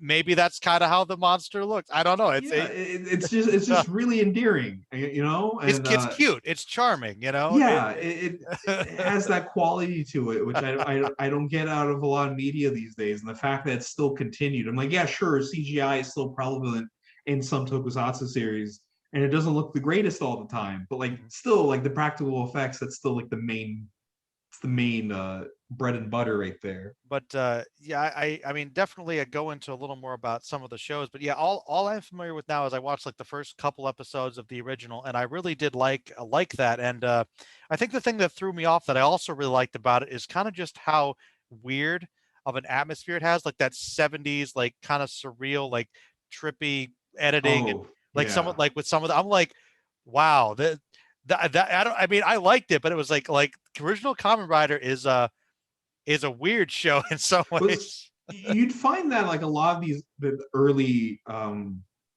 tokusatsu series and their like debuts Hmm. that they're a lot different than because they're like what they're like the building blocks to the franchise because like the original Kamen Rider I think is like 90 episodes. It's really long, Yeah, it's a lot. That's why I'm like, oh man, this is a lot for one season. I which was like, definitely none of the other older series or any other series since has been that long. Like you think oh, even the original Sentai series was like really long. I think it was like 70, 90 episodes. But it's also very different than modern Sentai. huh. Sentai didn't get like giant robots till like a couple seasons in. Oh, Which now you kind of associate that with Sentai. Oh, they have the giant mech, but like yep. for the first couple seasons that didn't exist. Just like with Kamen Rider, just like the whole atmosphere. But I haven't seen that much older Tokusatsu. I really do need to get into that. Okay. I've seen a lot of the newer stuff.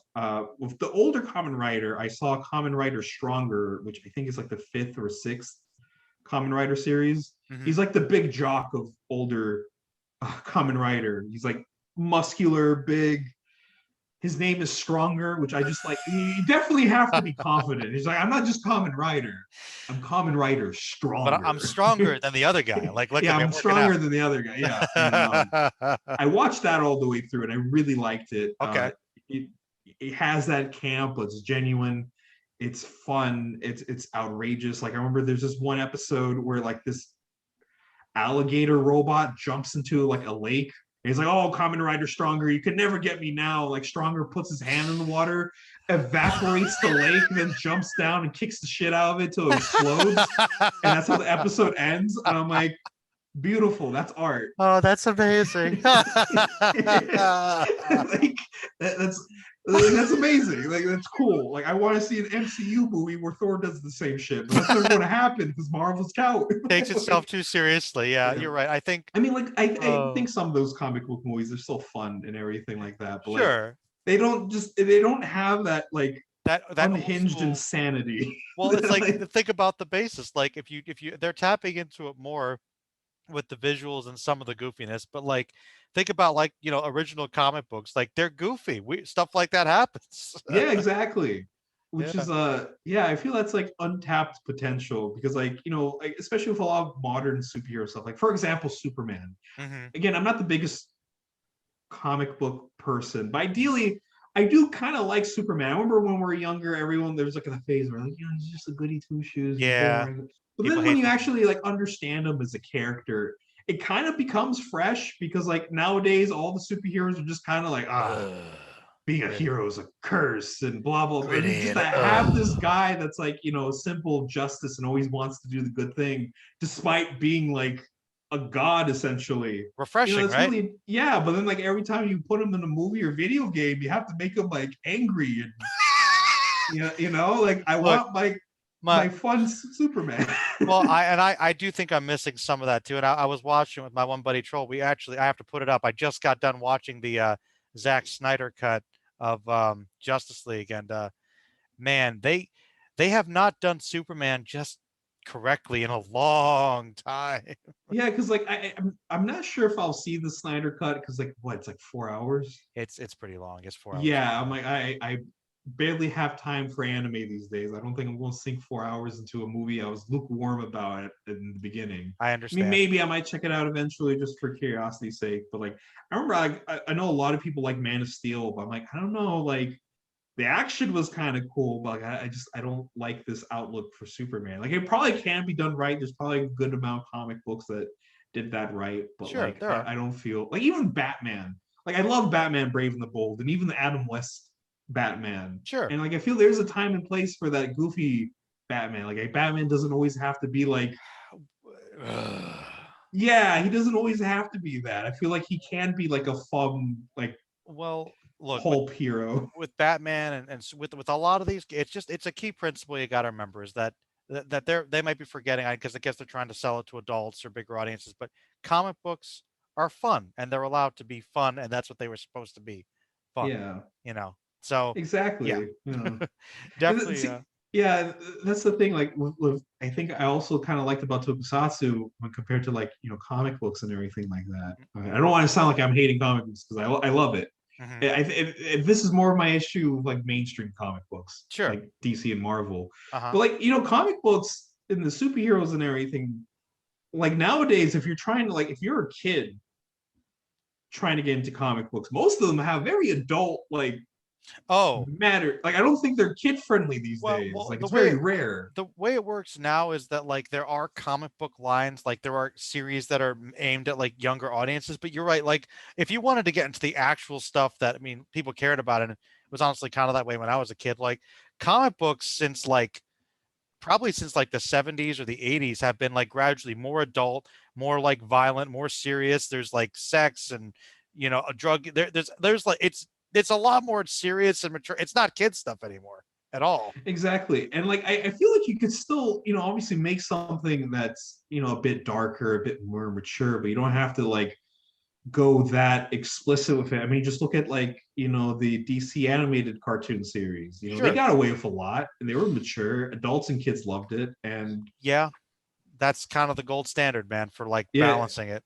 exactly. And like that's I guess what I've liked about Tokusatsu, because there's a lot of Tokusatsu series where like people fucking die. Sure, sure, yeah, yeah. And like it's dark, but like it doesn't like there's still hope in humanity and Well, justice I and I think that's the thing, and even in the little bit of Kamen Rider I watched, like yeah, there was stakes and people kidnapped, people dying, like it was like, and you were like, oh, like he got zapped, like I think the key thing is not necessarily dark, but stakes, like tension, like it's serious enough of a yeah. story. And I think Falcon froze. He's frozen. He's still frozen. Well, we've been talking for a while. We've managed to avoid this happening. So, oh, it's actually me.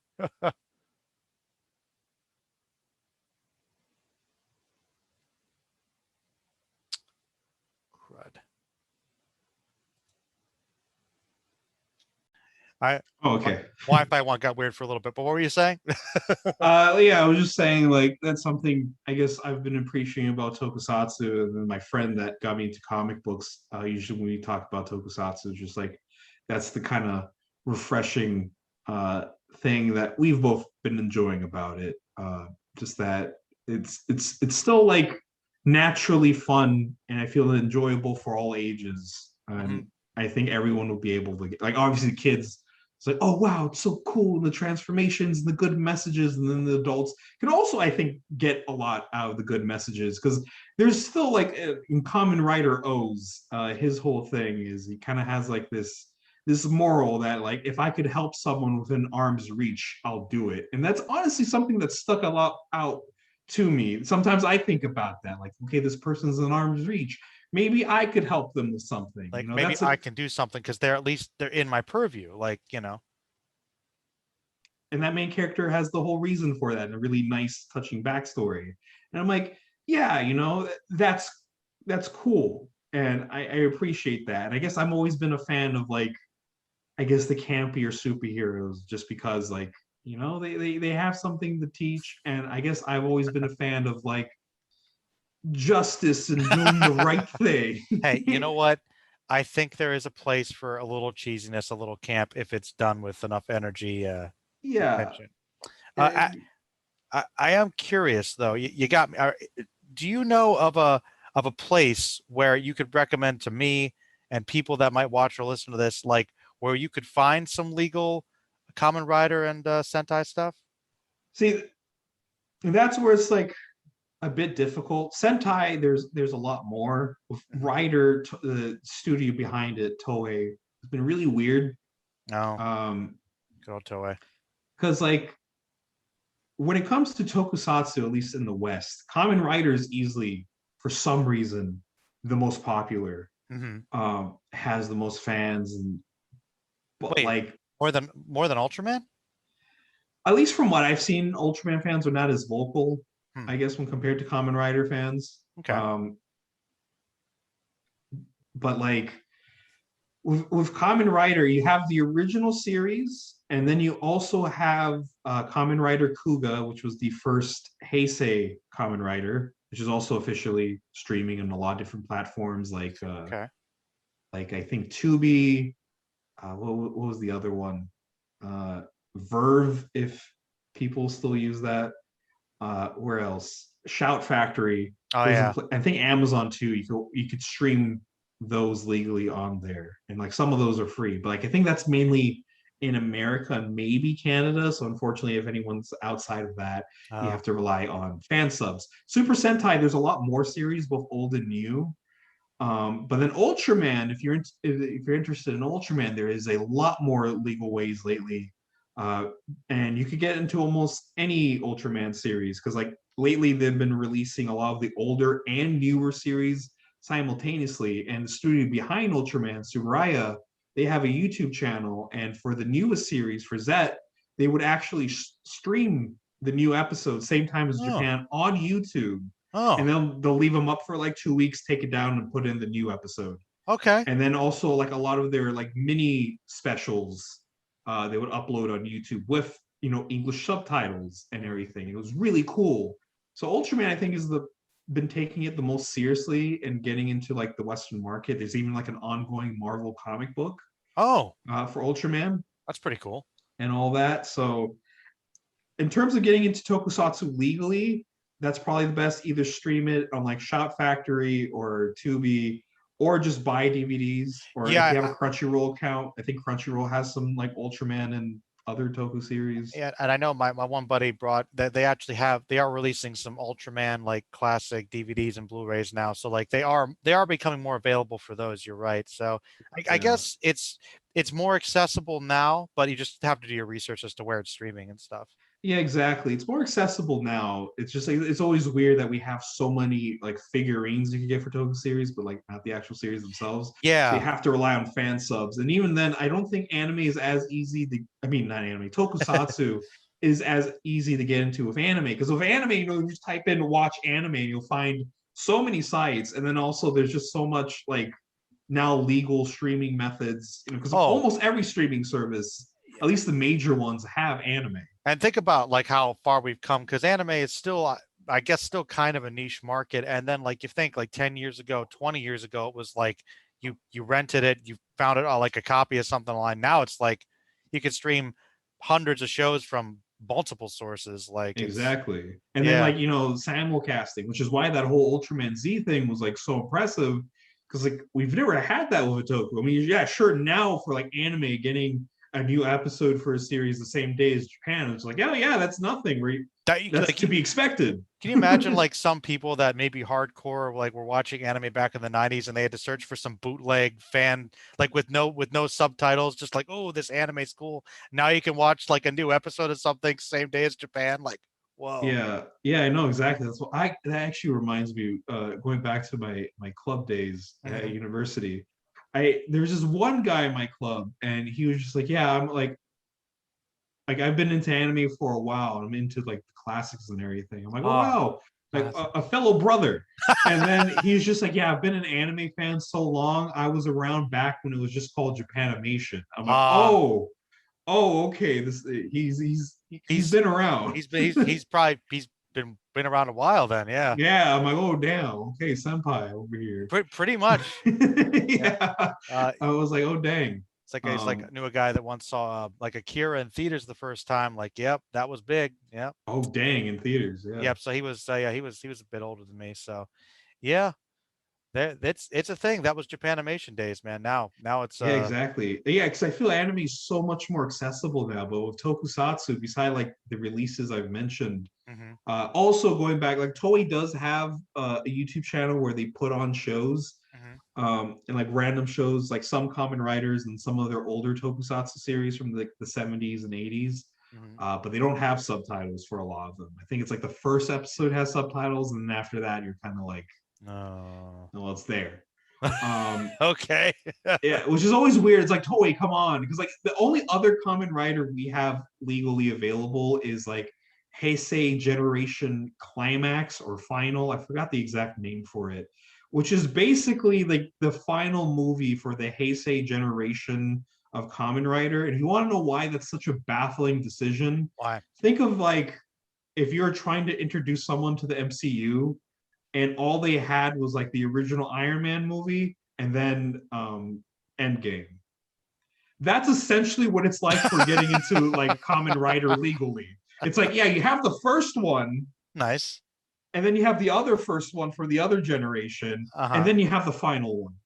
And if you watch Heisei Generations, there's like all these Kamen Riders and references and everything like that. You're gonna be like, wait, who's this guy and that guy? Why is this guy like that? It's just like, Toei, why are you doing this to us? Like, come on. Wow. Yeah, You have a fan come base. on, You like sell all the merchandise over here. Like you could buy the rider belts and figures at GameStop, yeah, I know. but you It's like can't. it's like like in pop culture, the idea of Kamen Rider and stuff is pretty big. It's like I'd say that they might not think there's enough of a market to put money in distributing it, but I have a hard time believing that. Maybe it's like some legal thing. It's owned by a bunch of different people, Yeah, maybe. I'm not sure if that's probably true. I mean, I know more so for Super Sentai because of that whole Power Rangers and Yeah, all like of that. the rights for that, it's weird now because that's right. I did that when we were talking about that earlier. I wanted to mention Power Rangers is like it's interesting because Power Rangers is it owes a lot to Sentai because they obviously used a lot of stock footage and built stories around it. But the with the footage that was live action with the kids, the teenagers and stuff, or 20-year-olds acting like teenagers, the Right. they it's a whole different story, whole different show, and it's like a different, it's kind of a different tone, but it still channels into the cheesy, it's, Yeah, I know. That's the thing with like Power Rangers. It's always amazed me because like it's like a Frankenstein stitching of sorts. mhm. Because it's like you could have just dubbed over it. Like they've done it in the No, past, no, but like no, it's just like they let's they just they probably thought kids would have thought it was weird, or honestly, it probably was. It might have had some racist elements too, because oh man, they can't do this dubbed Japanese show for kids. No one's gonna like. I bet you early '90s. I bet that was a fact. probably because like I know the original Ultraman was dubbed Hmm. way back then. So like I could kind of understand like the sense of doing it, but it's still baffling because like how long they continued that and it became such a like success and it became like its own thing in a way. Oh yeah, I'm like like that's no, really impressive. clearly kids ate that stuff up. Yeah, Like yeah. I mean, I loved it for years. So no, I need to go back and enjoy it. Power Rangers is one of those things where I'm like, I go through these phases where I'm like, oh, is Power Rangers too corny for me now? Can I not sit down and watch it? Is it bad? But you realize they once again knew what they were doing, and then I'll sit down and watch it sometimes. And if I'm in the mood for it, Power Rangers is fun. Power Rangers is Yeah, fun to me. it's fun for some reason. Like I'm open to Power Rangers. I'm not sure if I just come off as like a Sentai elitist, but every time I watch Power Rangers, like there's a nagging sensation in the back of my brain. It's just like, just watch what it's based on. Well, Like, it's I'm just like, it's like it's kind of like watching. To give you an example, I could totally get that. I know some people are like that, but they are two separate things, kind of. exactly, yeah, And it's kind of like for me, especially back in the day, like with Dragon Ball, for instance, you got the like watching the Ocean dub versus the original Funimation dub versus like Kai or something. It's the same show, but you'll get a different experience each time. So you know, it depends on what you want, I guess. right. It depends on that. Like I've been meaning to give Power Rangers a proper watch sometime because I think like Oh, majority of it is dude. like on Netflix. Oh, like the first Yeah, like 20 series or something are on Netflix. yeah. I've been trying to watch the newest ones because I think the latest Dino Fury might be the last Power Ranger series, or at least the last one teaming up with like Toei because like I think they split up. I I forgot forget the whole because situation. yeah, it was like Saban, and then Disney did it for a while, and then I think And they got the rights Hasbro. Hasbro. Like it's Yeah. switched a couple times. I feel like Dino Fury has been around for a while, but I could be wrong. Like I'm kind of very OG when it comes to Power Rangers. I grew up with Mighty Morphin Falcon. That was Right. mine. Mighty Yeah. Morphin, and then so like that run of the same universe of Mighty Morphin to In Space, and then like Lost Galaxy, and then I guess what was it? Time Force and Lightspeed Rescue. Those are like the last ones I kind of watched, and then I remember a couple of younger friends of mine got me into think it was SPD. I thought was good, and oh, have you ever have you ever seen Power Rangers RPM? I've heard about it. All right, that one is like if you watch more Power Rangers, that one is like very good because it's taking itself more seriously. It's a really good level of acting and production, but with a lot of clear love for the Power Rangers franchise, with like meta jokes and in references. It's if you ever get the chance, I think RPM is pretty darn good. It really Yeah, is. that's one I always like I hear is talked about highly. Like I'll definitely check that out at some point. And then also there's a lot of Sentai I still need to watch because I think with Sentai I've watched the least amount of compared to like Kamen Rider and Ultraman. But it's definitely something like I'm looking forward to getting more into. Uh, just because like I don't know, like once you really vibe with a Sentai series, you really get into it because there's like a special fun to Sentai um that I don't know, I just don't get out of like Kamen Rider or Ultraman. Like I love them all equally. I remember when I was getting into it, I'm like, no, I like this one more than the other ones because like I was really into Kamen Rider. But now I kind of like the, I guess you could say the big three of Tokusatsu Mm. equally. They all have their strengths And and weaknesses. I know with Sentai, I have not. I don't think I've watched any. I've always wanted to. I do know from reputation that the Sentai that the original Power Rangers is based on is like totally different and really weird. Oh yeah, definitely. I mean, I haven't watched that particular season, which was like Zoo Ranger, which They're has an like amazing opening. it's like they're cavemen or something like They're like a prehistoric. tribe that came from prehistoric times, which is like they've done that a lot because they've repeated the dinosaur theme. It's usually some like prehistoric tribe that was fighting, you know, some kind of alien threat, which I think Sure. they like that same exact storyline they've done a couple times, Hmm. just with like different robots and costumes and all that. Sure. But yeah, there's a lot of really great Sentai series and like the well, there's a new series that's like relatively new that has like 3 episodes out by now, which has been really good. But the Okay. one before that, Kira Major, was a really fun time. It was all about creativity and finding your inner spark, and it Ah, had a great message, and it was just really, really fun and positive, and just like what I want from my Tokusatsu series. good. Um, but yeah, it's just like it's been really fun, and there's like a lot of ways to get into Tokusatsu. Once you get to know it, because obviously, beside the streaming sites, your only other method is fan subs. And again, like unlike anime, it's really hard to just type in like watch Tokusatsu online because either you have like a terrible website that's like full of nasty little viruses that are probably going to like, eat away your computer, Yep. or it's just like you have to torrent. And I feel like Yeah. people these days don't really, you know, I didn't know how to torrent. Like literally, I started torrenting just because You, I really wanted to get into Tokusatsu. well, if there's no other way, like legally, Yeah, you're yeah, you almost have no other forced to. way because like Tokusatsu is like primarily it's like all thanks to fan subbers. You know, without them, I don't really think like you know we wouldn't have a lot of these shows. We'd just see like the collectibles, but not really know anything about them, which is why I'm hoping like the Ultraman love we've been getting lately. I really hope that eventually inspires a lot of other toku series to you know do the same because like with Sentai we'll still get like a new one every now and then but it's always like advertised like oh the series that inspired Power Rangers. It's never like really on its own yet despite Yeah. there definitely being a market for it just without that Power Rangers branding. Well, they're trying to hook people in, I guess, if they're familiar with that. Right, exactly. Makes But you sense. know whatever works. And yeah, I'm really excited for the future of Tokusatsu because like I feel like the fandom has been increasing a lot more lately. And then you know, you got a lot of big names coming in on like the Shin Ultraman movie, you know, Hideaki Hmm. Yep. Anno Yep. and Evangelion fame, he's gonna be doing that. And Yep. he's a massive fan of Ultraman. You know, the man's Good. gone on record and said like he wouldn't be where he's at right now if it wasn't for Ultraman. You know, Ava's his Ultraman fan fiction. apparently. Interesting. Building So totally a subversion and breakdown of that.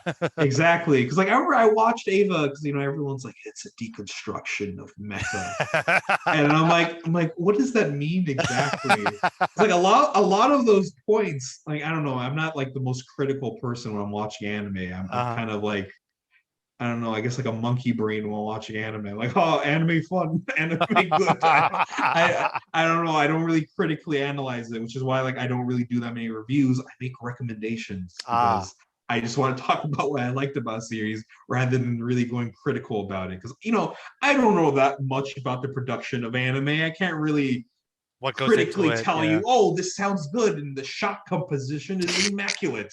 Like I don't even know what that means.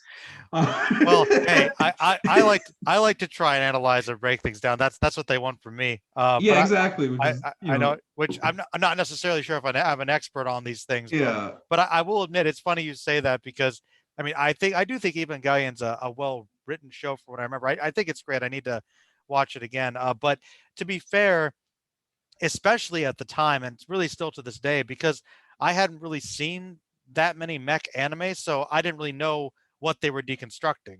I just thought it was, exactly. to me, it's just like it's a mech anime that is really dark and weird. Yeah, no, see, because like I watched Ava when I like, obviously not a mech expert because there's definitely people out there that are like really, really into mecha. Mhm. Um, that like, yeah, that. So I don't think I've reached that level yet, but I've seen my fair share of mecha series. I remember when I was going to Ava, I'm like, what exactly is the deconstruction? Because it has a lot of elements similar to like, because like I remember in the beginning, it's like, yeah, the sad boy who doesn't want to get into the robot. I'm like, Okay. there's a lot of mecha series like that. I mean, Yep. like OG Gundam was essentially that kind of story. Yep.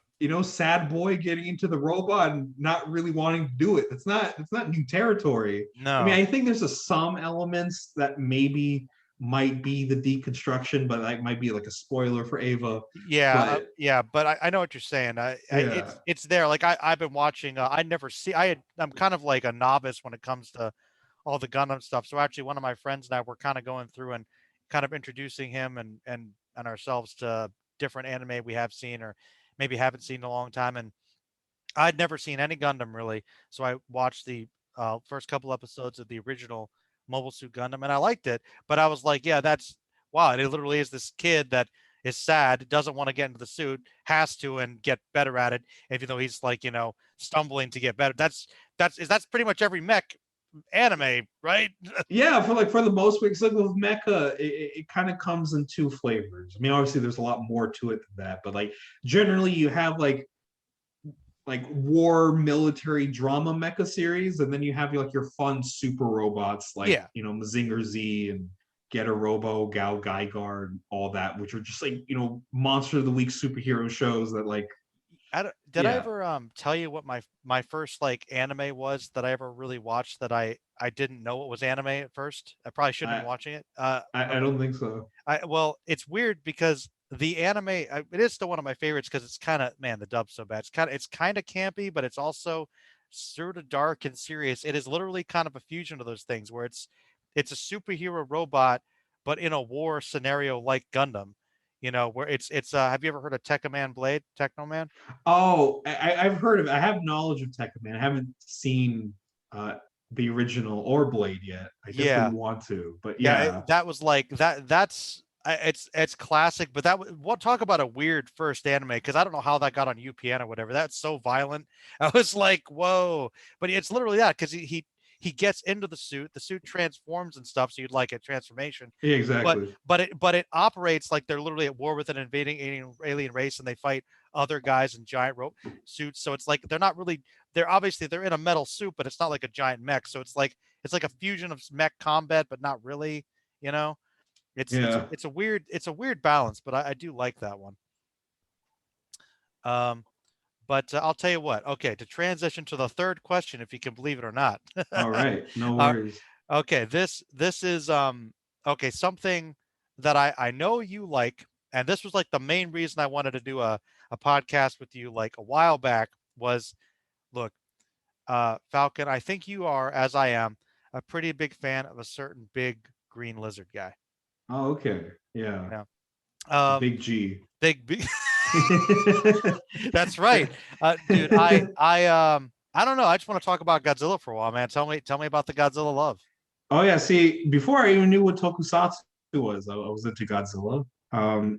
I guess in a similar sense of anime, my first Godzilla wasn't necessarily the greatest. Uh I'm sure No, you know, yeah, no. Is I'm it? sure you know where I'm going. It's not the Matthew Broderick one, is it? Yeah, it is. It is. That was my first Godzilla. Oh Oddly no. enough, my favorite thing about that movie was, even though it has nothing to do with Godzilla, it was more of a Jurassic Park thing, which was also a big fan of when I was a kid. Uh-huh. Was the whole ending with the Godzilla babies?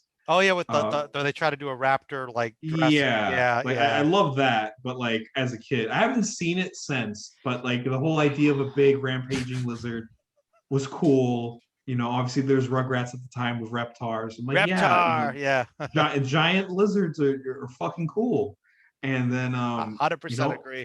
yeah, like I wanted to be Godzilla. I'm like, how do I become a Godzilla? And I found out it's not a real job. Or Look, I guess it look, technically is, but literally, yeah. I think I'm gonna tell you this right now. I think I was a little kid, and I literally think I said I don't know, I might have been 6 or 7, and I was like, I had grown up with Godzilla. And I think I did consider like when I grow up, I want to be like Godzilla. I mean, like when you're a kid, he's just the coolest thing. You're giant, you're cool, you can shoot fire, nothing can really touch you or phase you because you're fucking Godzilla. So it's just like, I guess that's yeah, why as yeah, a kid you can some kids gravitate to that. And it's weird how Godzilla is like I mean, and we could talk about how he kind of became that in a lot of his movies, but he's sort of like a superhero in a way. yeah. And like, he didn't really start off that way. He was like a very grim reminder of like, tragedy, Yeah.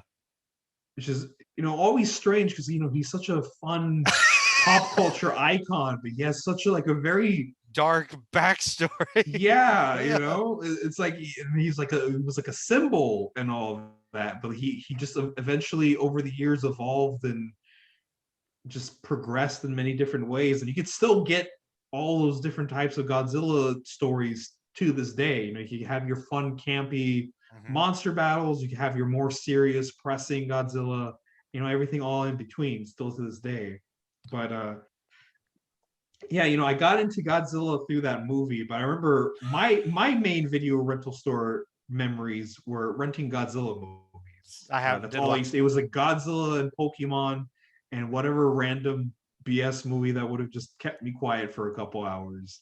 Fair. Uh, those cheesy, like they were really popular in the early 2000s, like boy meets animal movie and they go on adventures. Like Air Sure. Bud or Oh, yeah, yeah. Yeah. because I was a kid, so that was Sure. popular. Either the Sure. dog movie or the monkey movie. I don't know, your parents didn't want you to watch anything that might have had a little more oomph to it. See, that's the thing that's weird because they're very hard, like not harsh. I think most of the restriction I put on myself because I just wanted to be like an extra good boy.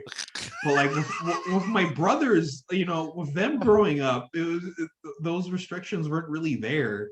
They Mhm. were kind of watching shows I wasn't allowed to. They were playing Call of Duty when they were like What? 12. Meanwhile, I was like 18.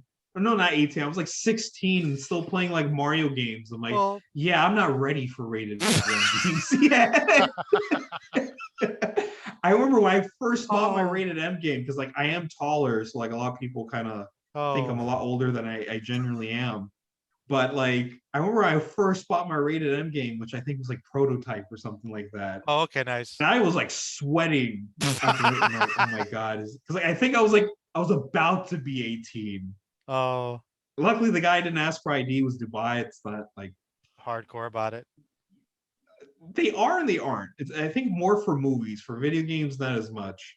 That's funny. You sound like you're just on the opposite end of the spectrum. Because, like, for me, I don't know, but my mom was pretty liberal about that. Because, like, I mean, I grew up on like, I mean, I watched, Halloween, Alien, RoboCop, like when I Oh was like god, yeah. 6 or something. Like, Yeah, to me, that's blasphemous. Yeah. See, like, the thing is, I've told the story a lot, but like the Shadow of the Hedgehog game, uh-huh. that to me, like I thought it was way too much when I was a kid. Like I Well, had to lock my door when playing it because he had guns. He would say "damn" every single time he died. I was like, oh my god, this is way too hardcore for me. Like I thought this game was rated E. This game's too powerful. Uh, which, like, That's now so when you think great. about it, I love Devilman and Berserk and Yeah, Dorohedoro, and I'm like, man, like, then you look at what like I grew up with. that's Uh, funny. yeah, I know it's Oh, you but know the I I guess all right. I now I remember now that I'm talking about it. I did have a two-part question. I did. all right, sure. Okay, to break it down a little simpler. Okay, that's how you got started with Godzilla. So, if you can, uh, tell me your favorite Godzilla movie and your favorite Godzilla monster other than Godzilla himself, obviously. I see. Let's see. I will admit I haven't seen every single Godzilla movie, and some of them I haven't seen since I was younger. Like I think I've seen a lot of the Showa era Godzilla, The and best then stuff, really. yeah, and then before King of the Monsters came out, Hmm. I saw a few of the like Heisei Millennium movies. Hmm. In terms of my favorite Godzilla movie, uh, there's a couple I Okay. really like. One, obviously Shin Godzilla. I really do like Yes. that one. Shin Godzilla is great. Hmm. I just love that whole evolution of like what the original Godzilla was, but like All right. more modern. Quick, gotta stop you because I want you to end this debate for me now. How do you feel about Godzilla's first form in that googly-eyed puppet Godzilla? I loved it. Thank you, thank you. Yeah. Some people hate. I thought that was great because Yeah, some people hate it, but I think Japan liked it. and Like look, they here's was merch for him. now this is the thing right now, right? Look, I get okay, you can make fun of it and say it's silly, but if that thing was coming down the street at me, I'm running. Like that thing Yeah, looks good. yeah, I would definitely run. Holy shit, yeah. And the thing, like, I forgot what it like exactly it's based on, but there is like an actual sea dwelling animal that does kind of look like that. I think that's where the Oh, inspiration came from. oh, So like, there is like a realness to it. There actually is like, because deep in the water, there's some freaky shit. yeah, yeah. For all we know, there actually is a Godzilla out there. He just hasn't risen up to like fucking attack us yet. Probably. Yeah, probably. I mean, like some of the stuff you see down there. Obviously, there's giant squid and there's like those giant crabs with like legs that are like 10 feet long. Like all that Deep, we don't like really see. yeah, Yeah, the ocean is a interesting and kind of frightening place. yeah, it definitely is. But going back to like, yeah, Shin Godzilla is great. Hmm. I really wish I could have seen it in theaters, but I didn't, and I was like so mad because like in the States it was out in theaters, but it didn't come out in theaters in Dubai, so I had to wait for like a release to like watch it online. Hmm. But then as I was leaving Dubai, despite the movie already being like 3 years old, they just decided to show that movie in theaters. And I'm like, what the hell? Like, why are you showing it now in theaters? I would have killed to see it when it first came out. But yeah, so yeah, Shin Godzilla is great. Then there's also GMK, which was also really good, which is like Godzilla, Mothra, and King Oh, Ghidorah. oh yeah, yeah. Uh, that one I really liked. It was like a darker Godzilla story. Godzilla was the bad guy again, but Is like that the one where Ghidorah, King Ghidorah's the good guy in that one? yeah, That's a weird yeah, one. Yeah, yeah, yeah. But like I really enjoyed that one. Godzilla was really terrifying. He had like those faded white eyes and everything. yeah. Hmm. That was really good. But yeah, Shin and GMK are probably some of my favorites. Like a nostalgic one as a kid that I remember was a favorite was probably let me see here. I have fond memories of Godzilla versus Megalodon. I don't think that's that good of a movie. I just mainly remember Jet Jaguar. Well, Jet Jaga is pretty Yeah, great. yeah, he's awesome. Yeah, Godzilla versus Megalon is acceptable. It's Yeah, I mean, I remember that as a kid. That's like one. Like, I don't think it's my favorite. Like if I went back to watch it, I probably wouldn't be well, like, "Oh yeah, this is a well, good movie." it's funny. It's really weird too because I know that's like famous is like considered one of the worst, and Mystery Science Theater, of course, riffed on it. But like you compare that to a lot of the other ones, it's like I guess it's maybe worse, but they're all kind of goofy, and so it's like, how do you judge that? I don't know. Yeah, like I guess they're goofy. And another older one that at least as a kid I liked was Godzilla versus Gigan. Oh, And I guess that nice. gets into the other question. I really do like Gigan. Oh, Uh, with the yeah, bars. because like it's such a weird design. So a lot of the other Godzilla monsters, at least like Showa era Godzilla monsters, they're just big. Animals. Yeah, animals or dinosaurs. Gigan actually feels like some alien creature. He has Yeah, like the one the eye. slashing arms, the one eye, the chainsaw belly. He's got And little he like made Godzilla wings. bleed. Oh yeah, Um, yeah. I remember he got. I think he was one of the first ones to do that. I remember the blood squirting out. Yeah. yeah, and as a kid, I was terrified of that because again, I was a very uh sheltered kid, so like explode scenes of blood always scared me as a kid.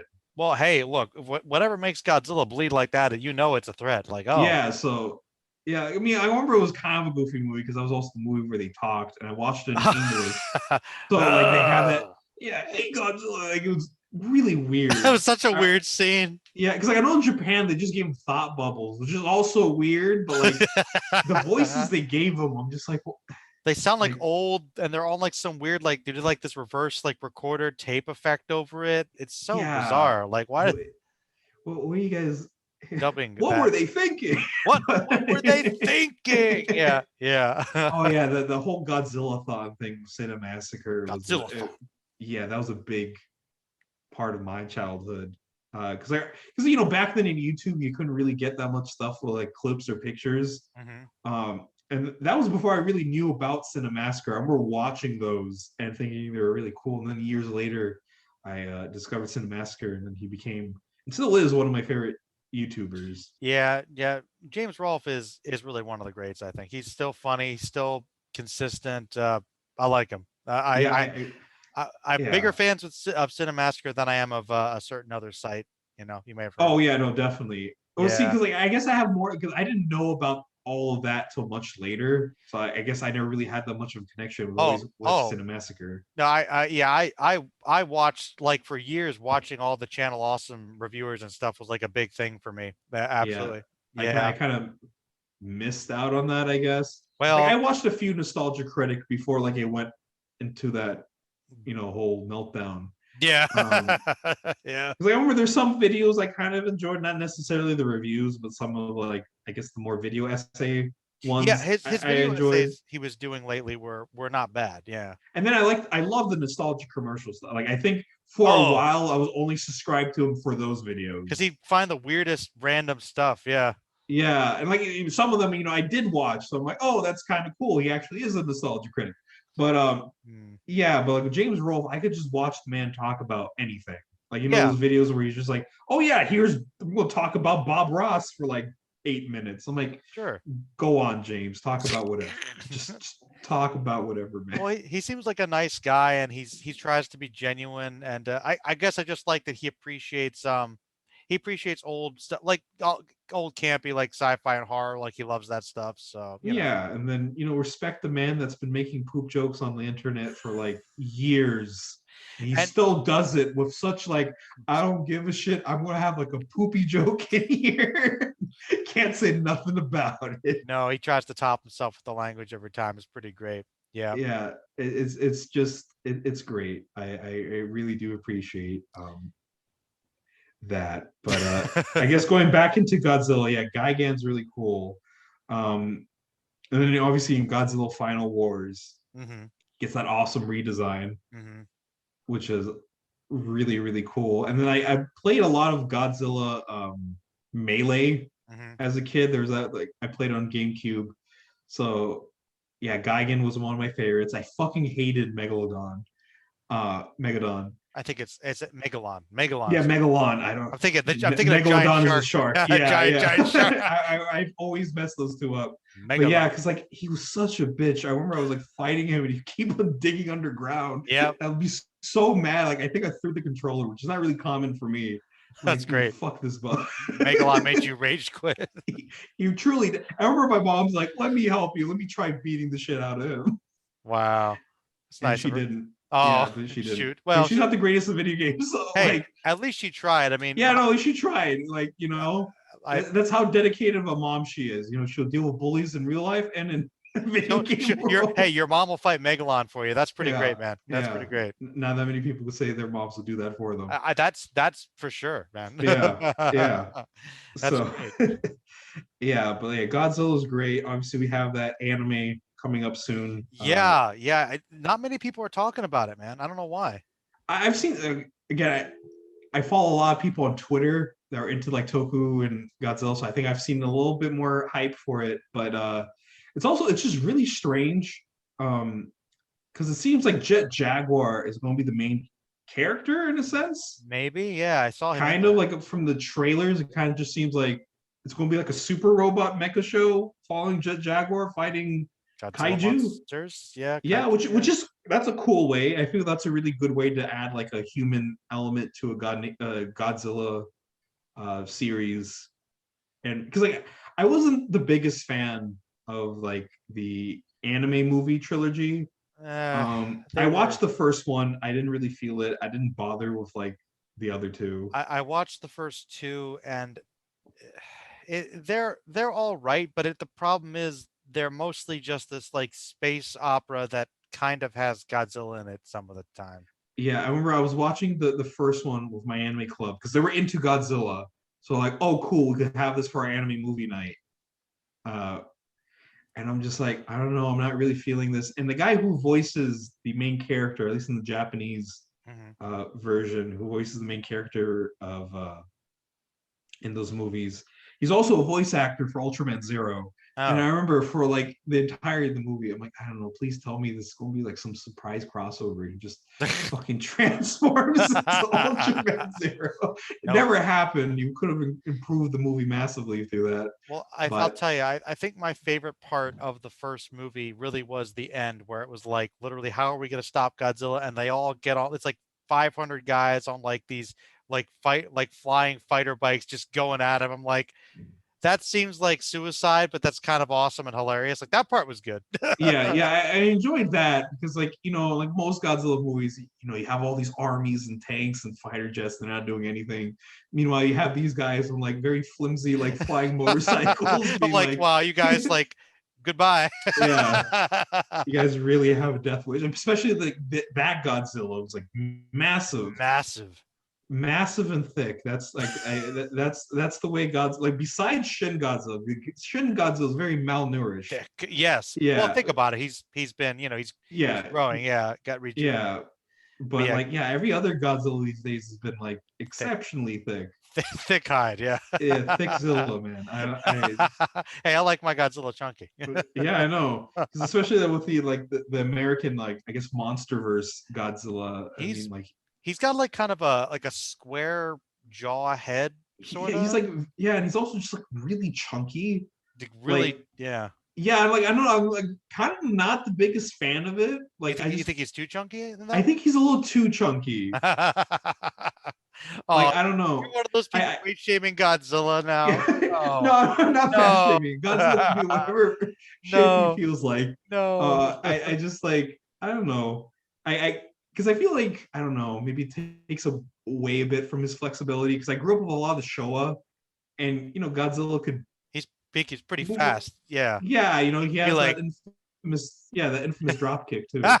well, the drop kick is like, that's one of the, okay, that's from Megalon, because that's one of the Yeah, best scenes, because like they were like whoever made that movie, the editors and director, they were like, look, we did this scene, we're doing it again, we're gonna have him get up and we're gonna have him do it again.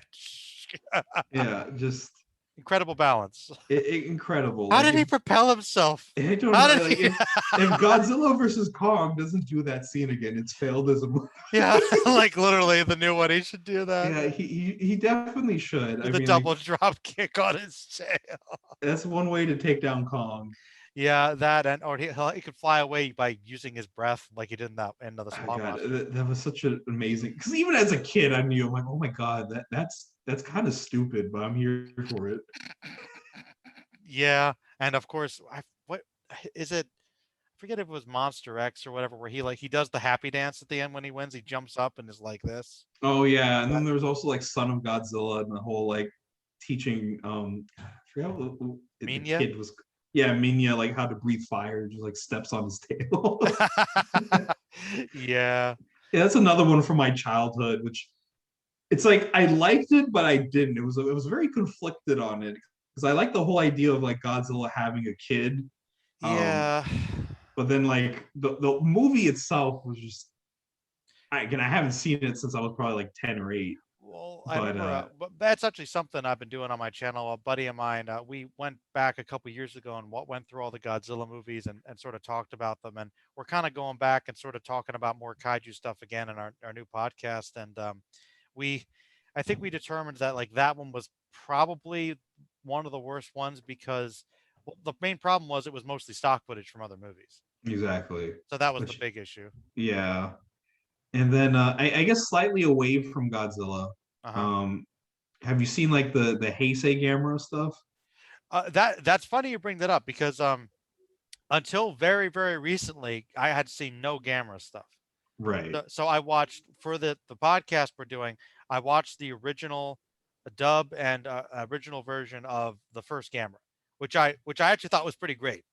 I liked it. So Gamera, I want to actually go through and watch more of them. So how do you feel about Gamera then? I haven't seen any of the older ones. I just remember the Heisei trilogy That's being pretty regarded, legendary. yeah, pretty legendary. And I would say I'd prefer a lot of the Heisei Gamera movies to a lot of Godzilla movies, actually. Really? At least to me personally, they're really well done, well crafted movies. The second and third one have easily some of the most creative kaiju. Hmm. You know, Iris and what was the other one? Iris and Legion are both like fantastic uh, tokusatsu creations, and like the third movie easily has like probably one of my favorite kaiju slash tokusatsu moments ever. It's such an amazing moment. You if you ever get there, you Yeah. probably know by like Uh, the third movie why. But like okay. Yeah. they're Yeah, man. really good. I do wanna go through and actually watch more of the Gamera because I was interested. And I was on the fence before because I understood. I mean, I had the misconception or the perception that Gamera, because it was made to kind of capitalize on Godzilla's fame, that he was kind of just a lesser kaiju that was more for kids. So I didn't know if I was gonna like him as much. But that first movie was pretty good. I thought he was a threatening monster, and I don't know. Do you think that's incorrect? I guess or Yeah, I mean I haven't seen that much of the older stuff, so I'm not too sure because obviously the Heisei Gamera uh, is a lot darker. sure. Um, and like so, yeah, he's definitely a lot more threatening, especially as those movies continue. Kind of like the he said Godzilla. But so wait, so are you saying that you like a lot of the movies more? Are you more of a Gamera fan then? See, that's the thing. Since I've only seen those three movies and nothing else has come out of Gamera since. Well, I mean, there was Gamera the Brave, which I still need to see. But Hmm. yeah, besides those three movies, it's hard to say. I love those movies more than the actual Godzilla movies, but Godzilla is a character, monster, Hmm. concept I just like a lot more. It's had a lot Okay. of, more of an impact on me as a person. Hmm. Growing up, I didn't know who Gamera was till I was like 18 Okay. and didn't really interact with anything Gamera till like 2 years ago. So yeah, I do like those Heisei movies, but besides that, I really know very little about the giant turtle, the Okay. other big G. The other there's two. You're right. The other one. No, man, Yeah, that's cool. I'm definitely planning on checking out more Gamera. So I'll let you know. yeah, definitely, yeah, because like it's a cool concept, a flying fire breathing turtle that's Sure. friend to all children. Sure. Um, Why not? yeah, why not? Awesome.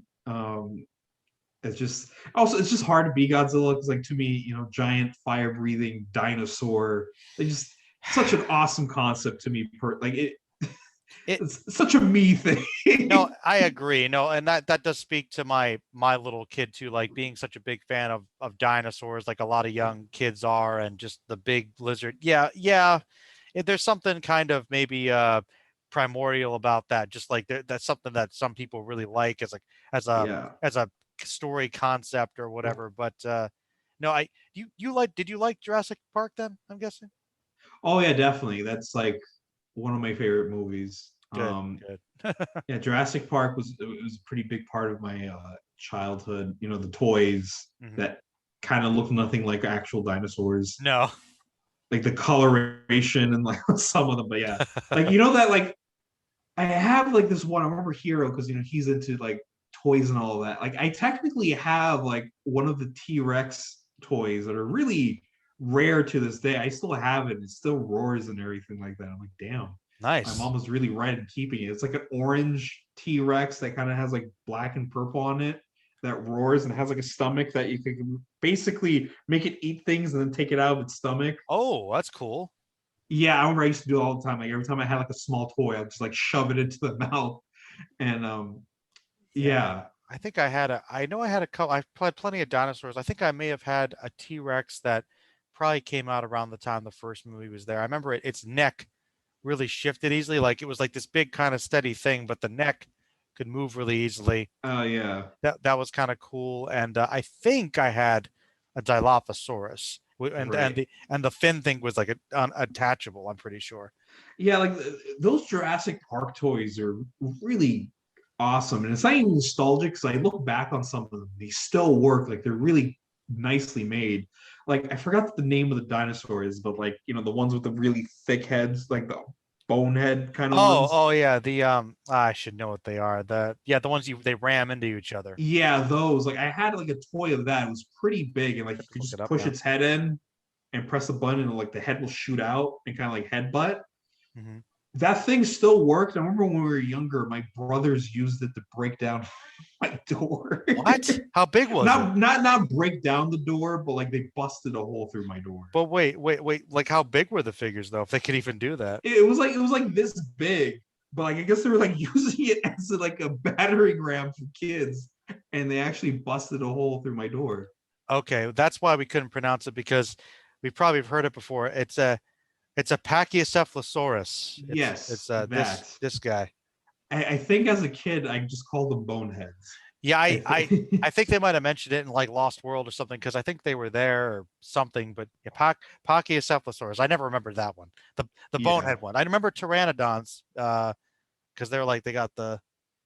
Well, actually, I always get them confused if they're pterodactyls and pteranodons are different. But the one right. the one that has like the long bill that goes up. Oh yeah, yeah. I forget those are. I should know more. I remember I had a whole book full of dinosaur stuff. Oh, me too. I had like almost every single dinosaur encyclopedia as a kid. I was Uh, like, I kind of was like, yeah, I will be a paleontologist, but it's you like, yeah, know, science. I'm like, oh, yeah, math. yeah, I that's the same thing. I mean I loved a lot of the science like that stuff about science I liked, but yeah, I'm definitely more of the I forget which side of the brain that is that's not math and science based is probably not me, but yeah. But yeah, man, if that's one scientific thing I would have loved, like archaeologists or paleontologists, yeah, looking up digging up dinosaur bones and studying fossils, that's sick.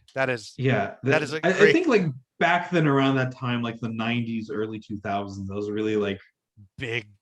yeah, dinosaurs were big. That was like the Ooh, thing. did you ever watch that cool documentary series BBC did, Walking with Dinosaurs? Any of Oh yeah, those? I had the VHS Oh that I man, used to that take everywhere with me. I Yeah. need to find the original cut for whatever the series because like that's hard to find. That was legitimately one of the best documentaries I've ever seen, nature ones, and like the CGI for it was really good. Yeah, That's it was really good. Like, yeah, I love those like because I loved animals and all that stuff as a kid, like learning about them and stuff like that. And so dinosaurs also extended to that. And mhm. then there's like a lot of dinosaur TV shows. Like it's a lesser known show. There's like this one on like Discovery Kids, which barely anyone ever watched.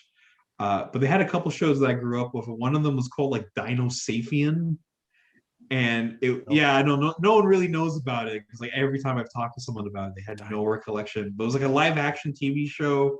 There's like these like summer camp kind of thing. This girl comes across like this dinosaur from like the center of the earth or whatever, and like eventually later on he learns how to talk, and there's like a mystery behind it. What? Everyone was really engaged with it, and like it had like the dinosaurs were all like CG and everything. But I really enjoyed that show. Sounds And then bizarre. Yeah. yeah, it was bizarre, but like as a kid because it had dinosaurs. Of course. Yeah. Oh, actually, I'm not sure if you remember that. It kind of triggered another memory. Do What? you remember that one time Animal Planet made like a whole fake documentary about dragons? No, I missed that one somehow. Oh my god, it pissed me off as a kid because I took it seriously because I remember like the way they were advertising it. So Animal Planet had like they made it sound like legit, like, yeah, dragons are real. And it opens up with like a skeleton of a dragon. And I'm like, oh my God, holy shit, dragons are real. And then it goes into like almost like walking with dinosaurs kind of approach to it, where it shows like dinosaurs in prehistoric times and how they evolved. And like, yeah, dragons could breathe fire because they ate like this rock that allowed them to breathe fire. And it was like going into like very scientific reasons of like how dragons came to be, and their natural predator was the tiger and stuff like that. And I remember, like, oh my God, dragons are actually real. Like, holy shit. They trolled you. And it was like from Animal Planet. I'm like, who am I supposed to trust now? I thought that was like a valid source of information. Why would they lie to me? That's messed up. That's kind of awesome though. Yeah, so like I remember they pissed me off of that. Because like Animal Planet and like Discovery Channel, they had like these weird specials around this time. Like there was also like speculative zoology, which was like the study of basically scientists making their OC animals. They're like, yeah, animals will eventually evolve and everything will just turn into a squid or whatever.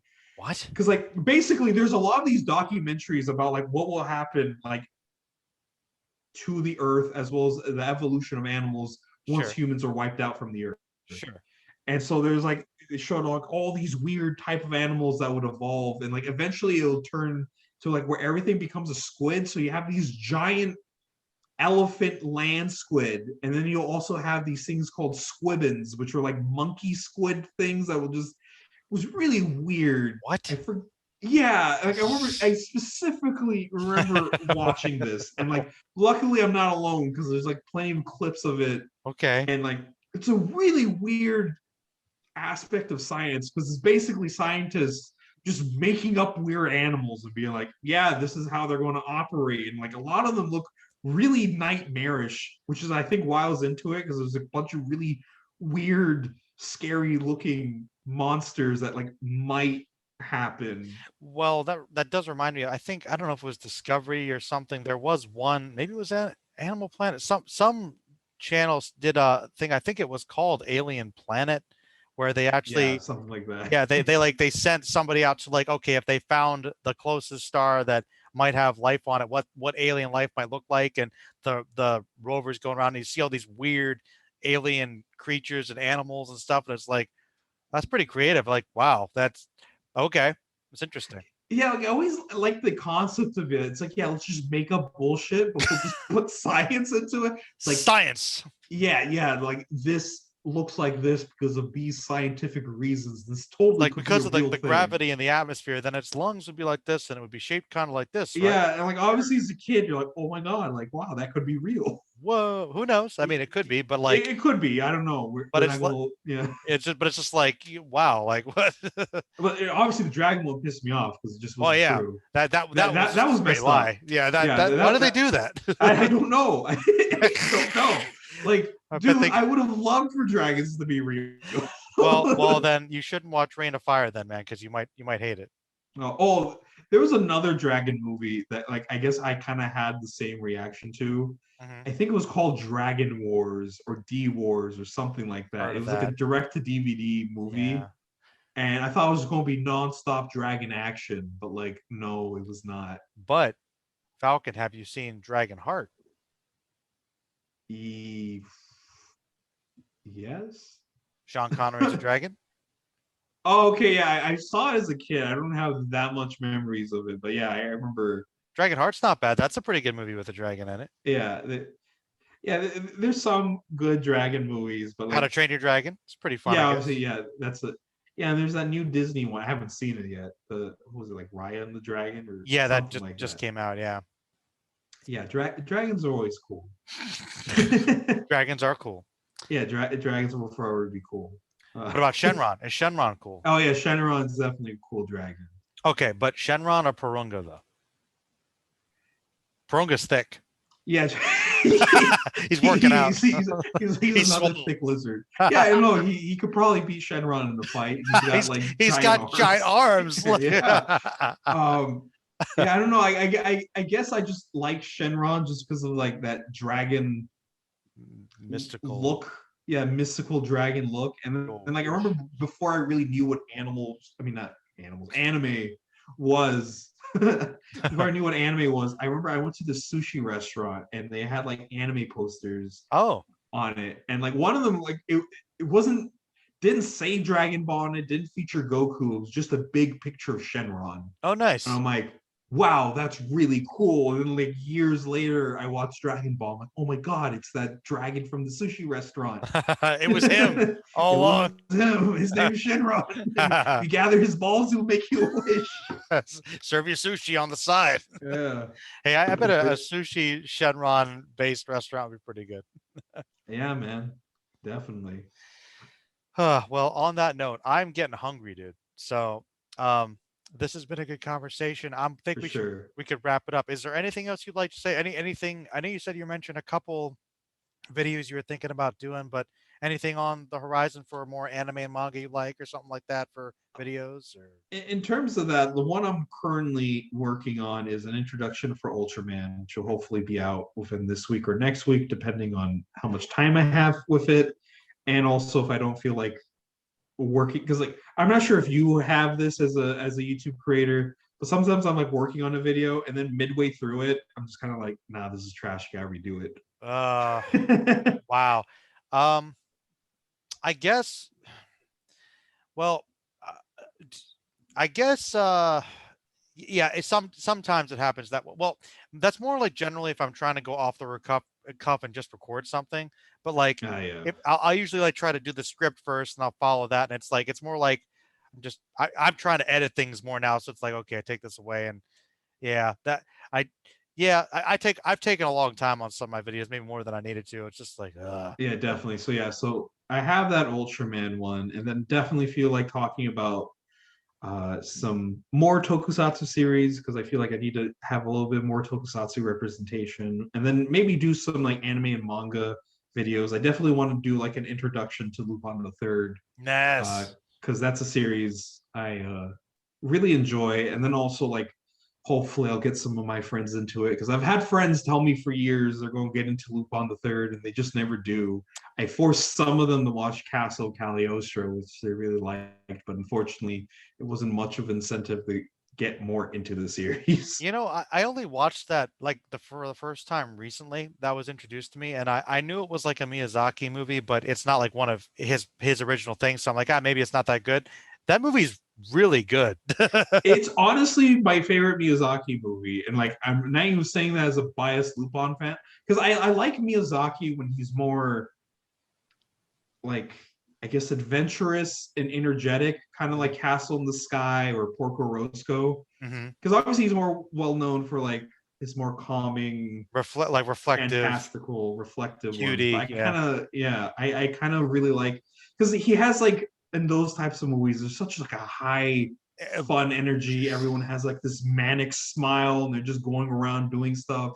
Uh, Well, all right. Well, then before you go, I gotta be curious to ask, how do you feel about Princess Mononoke then? His really dark, edgy one.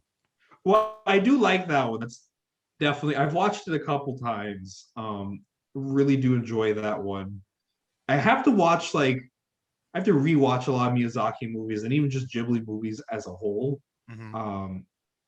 Because even his lighter ones are really like I don't know if it's like unpopular or not because I've heard very mixed things about it, but I really did enjoy Ponyo. You Um, know, I only saw Ponyo once. I didn't have a big desire to watch it, but I feel like of all his movies, that's the one that people are like, "Oh man, that one sucked," and I'm like, "Not really." It was. yeah, I don't think it sucks, and I've also seen a good amount of people that like that's their favorite Oh, oh, Ponyo. But like okay. I think I have fond memories for it because I like that was like I think the only Miyazaki movie I've seen in theaters, and I saw it with my family. Hmm. And then like the whole honey and milk scene was really big for my brothers because after that they were just drinking that for weeks, just honey and milk.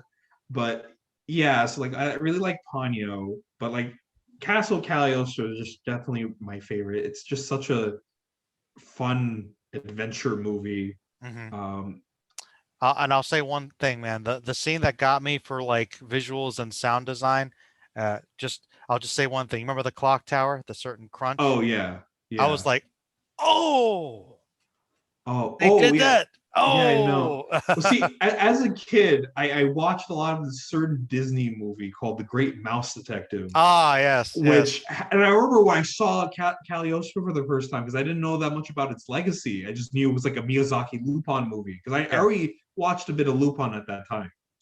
And I saw the clock tower scene. I'm like, oh my God, this is that scene from my childhood, but this is where it came from. I not to go off on another tangent, but you want to talk about like one of the best like animated sequences, like the clock tower sequence in Great Mouse Detective with all the the gears and the battle and the click click and the yeah, man, Radigan.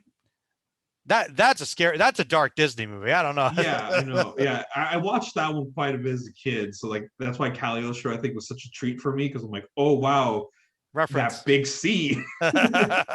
Yeah, but yeah, this has definitely been a good talk. Yeah, yeah, man. No, it's great. I'm glad we finally got to do it after like like a month of trying to make it work. Exactly. We did. It was good, man, and it was good catching up. And definitely hope I talk to you again soon. Hopefully, it won't Yeah, be definitely, like definitely. 4 years or something for whatever. I don't know. Yeah, maybe it doesn't have to be a lot long. Maybe we can get some other, like Hero or someone else to come in. Yeah, definitely. I And definitely want to get Hero and get some group stuff coming in for sure. oh yeah, definitely that good old reunion. Yeah, we'll try to make it happen, dude. Well, hey, in the meantime, say goodbye. All right, peace out. All right, everybody. Thanks for listening, watching, and watching, watching, Watch. watching. Yeah, why Stay, not? stay magical, everybody.